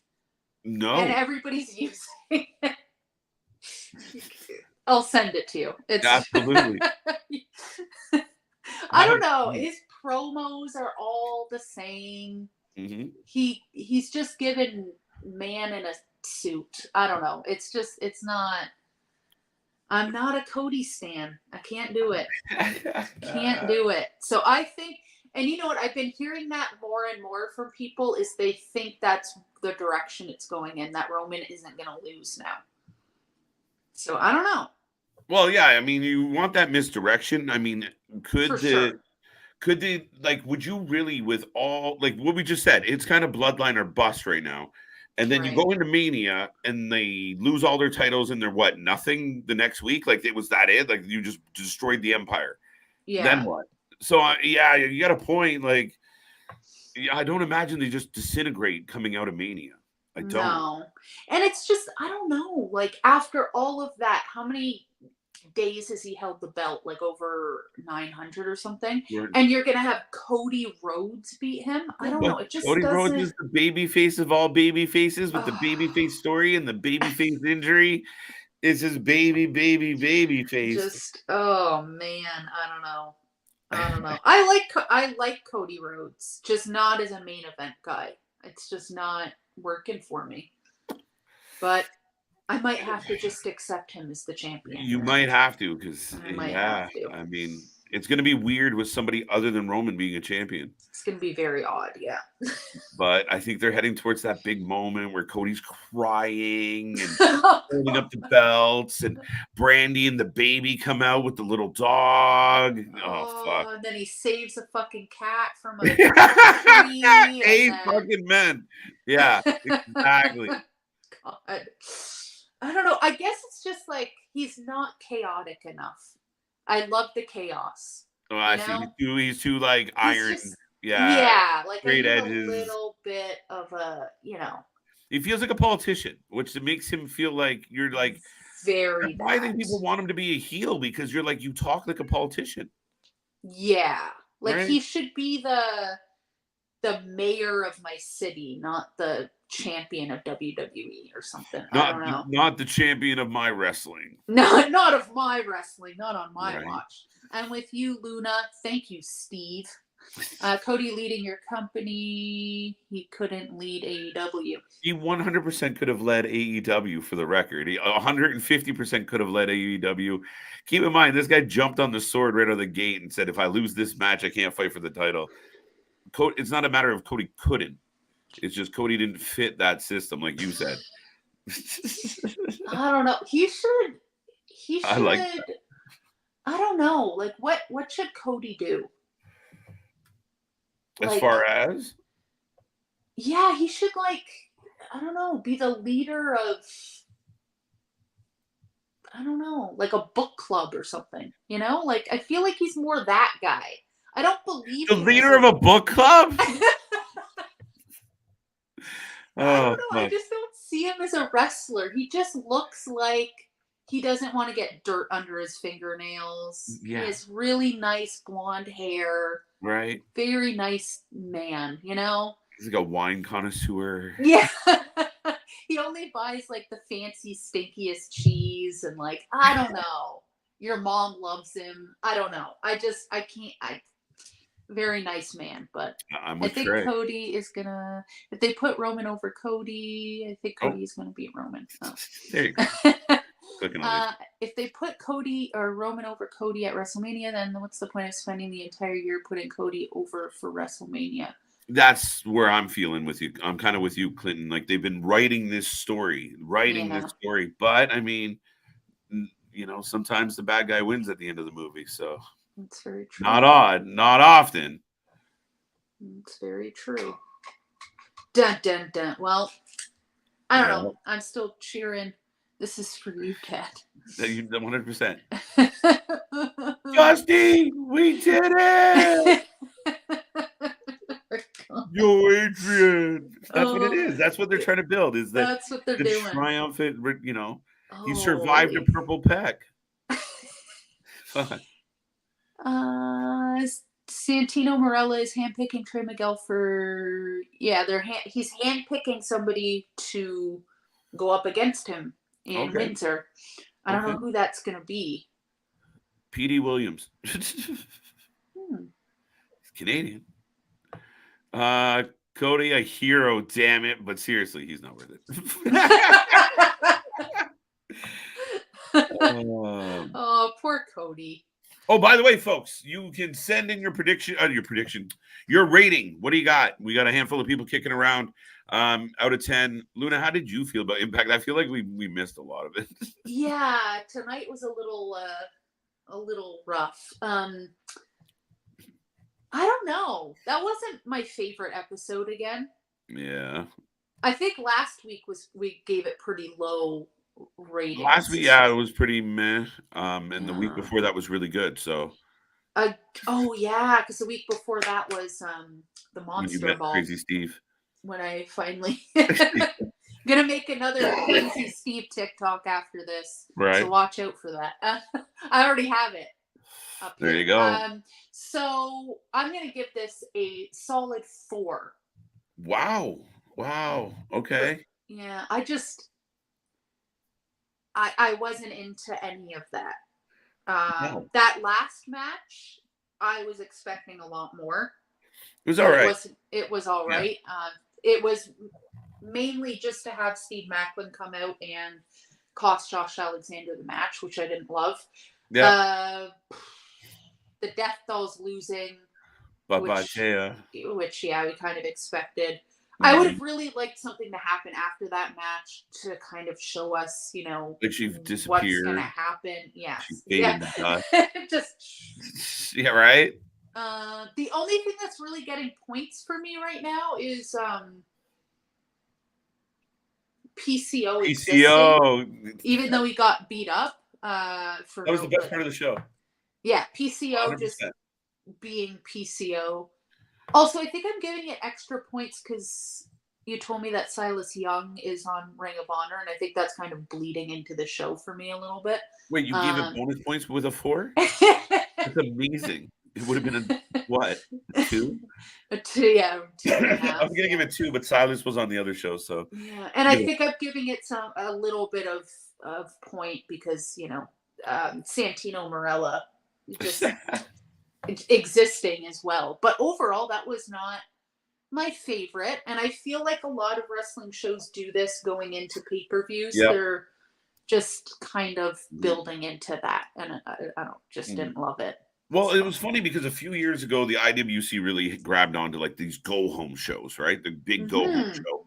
But really, yeah, usually it's like, well, we're not going to do a whole bunch of crazy shit because we need all you guys on Sunday, Saturday, whatever the fucking night it is. So, yeah, usually the night before, a show or two before the pay-per-view can have a big lull to it. Tonight had a big lull to it. I'm going to go, I'll go 4.5. I'll give him a bonus mark for PCO was badass. PCO bled from the back of his head and he walked for Vegas. Yeah, so he gets points for that. So, and I'm looking forward to seeing him get his hands on Eddie Edwards now. So me too. And now that so there's one more episode, more weekly episode, and then it's Sacrifice on the weekend. But Sacrifice is looking like it's going to be a fucking banger. So I will give it that. They're stacking it. Yeah. Sorry, I'm giving it a 5 out of 10 because I forgot that Crazy Steven was also on this episode. All right. But then I'll take 4.5 because he lost. So now we both have 4.5? What did I say? Did I say 4.5 as well? You did. So I'm with you. All right. Gave it a point, took away a point. There we go. There you go. Give it and taketh away. What if Heyman turns on Roman to help Cody? I think that too fast. People keep saying that. Yeah, I've heard that too.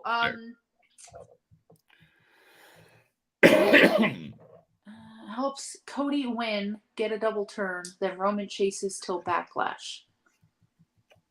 I can't see Roman chasing. If anything, Roman wins and then Cody keeps chasing till Backlash. But then does him winning at Backlash soften it? Yeah.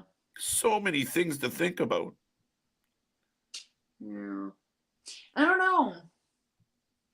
Did Paul Heyman and Dusty Rhodes were pals though? Yeah. So I could see him doing it for Dusty, you know? Oh, I did it. I did it for Dusty. Sorry, Rock. Sorry, Roman. Sorry, Roman. This for my pal. Because Dusty Rhodes was in ECW for one match. So they've known each other for a while. Yeah. And I'm pretty sure they were pals. So I could see him doing it for Dusty. Fair enough. So maybe that's possible. Right. I have 2 friends of mine who are friends with PCO. He's super cool. Dude. Send them our way. I'm a huge fan. You know, if you ever talk to your friends, let them know there's a couple people on the internet that think PCO is pretty awesome. We need to find PCO. Right? Really He's walking around fucking Vegas. He'll be in Vancouver by Tuesday. Oh my God. Poor PCO. Bleeding from the back of his head. Elderly abuse. So sad. I just think he ripped one of his nuts out of his neck. Poor guy. This is a far reach. What if Davey Richards? It might. For what? I almost had an answer there for a second. Oh, PCO's partner. Yeah, Davey Richards might be a stretch for PCO. Maybe it's Eric Young. They bring Eric Young back from the dead. The 2 dead guys go to war. Oh my God. Eric Young followed me on Twitter, and now he likes all of my posts, but he also liked my post about peeing in a jug, and I was so embarrassed. But anyway. That story completely took a turn that I was not expecting. We were talking about Trailer Park Boys and how Canadians were better than everybody else. Road. And I was like, if you've never peed in a jug and thrown it out the window, you're whack as fuck or something. I was just talking with another Canadian, and he was the first person to like it. And I was like, no. I've looked up to you since I was like a teenager. And this he should get it. He is Canadian. He should understand. Right. Okay. All right. So that's our ratings. Stu, great. You guys are just keep going. But folks, we are going to wind this down. Dusty also gave Paul a break. Yeah, that's part of the story. So now we're getting a little personal with it. But that is all we got here tonight. We actually rolled 3+ hours. So Jesus. Yeah, it's a long night. But folks, we are back tomorrow. SmackDown, GCW, Eye for an Eye, both 2 screens, 2 shows at the same time. Then Rampage is going on late, which should coincide very nicely with GCW. And then, of course, GCW is in Toronto on Sunday. Luna will be there, so that will be fun. But as always, this is Impact. This is the Wrestling for Life Network. That was Ring of Honor as well. That's Luna Havoc. Luna, you have fun? I always have fun. You want to let the folks know where to find you? Yeah, YouTube. It's the same name, Luna Havoc. Follow me there. Just Google Luna. You'll find her.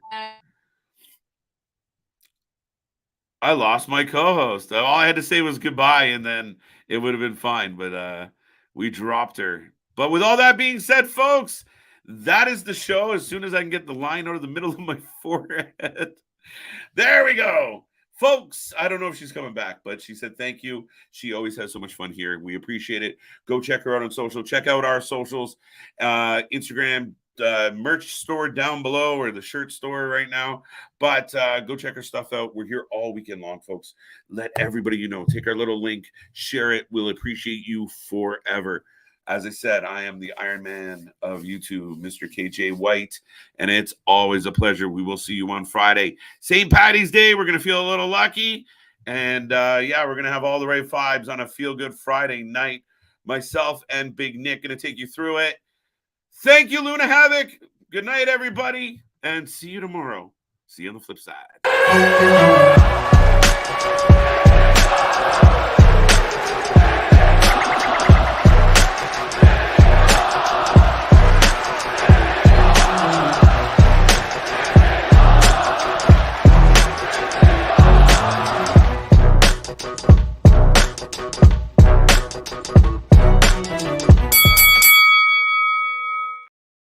Woo!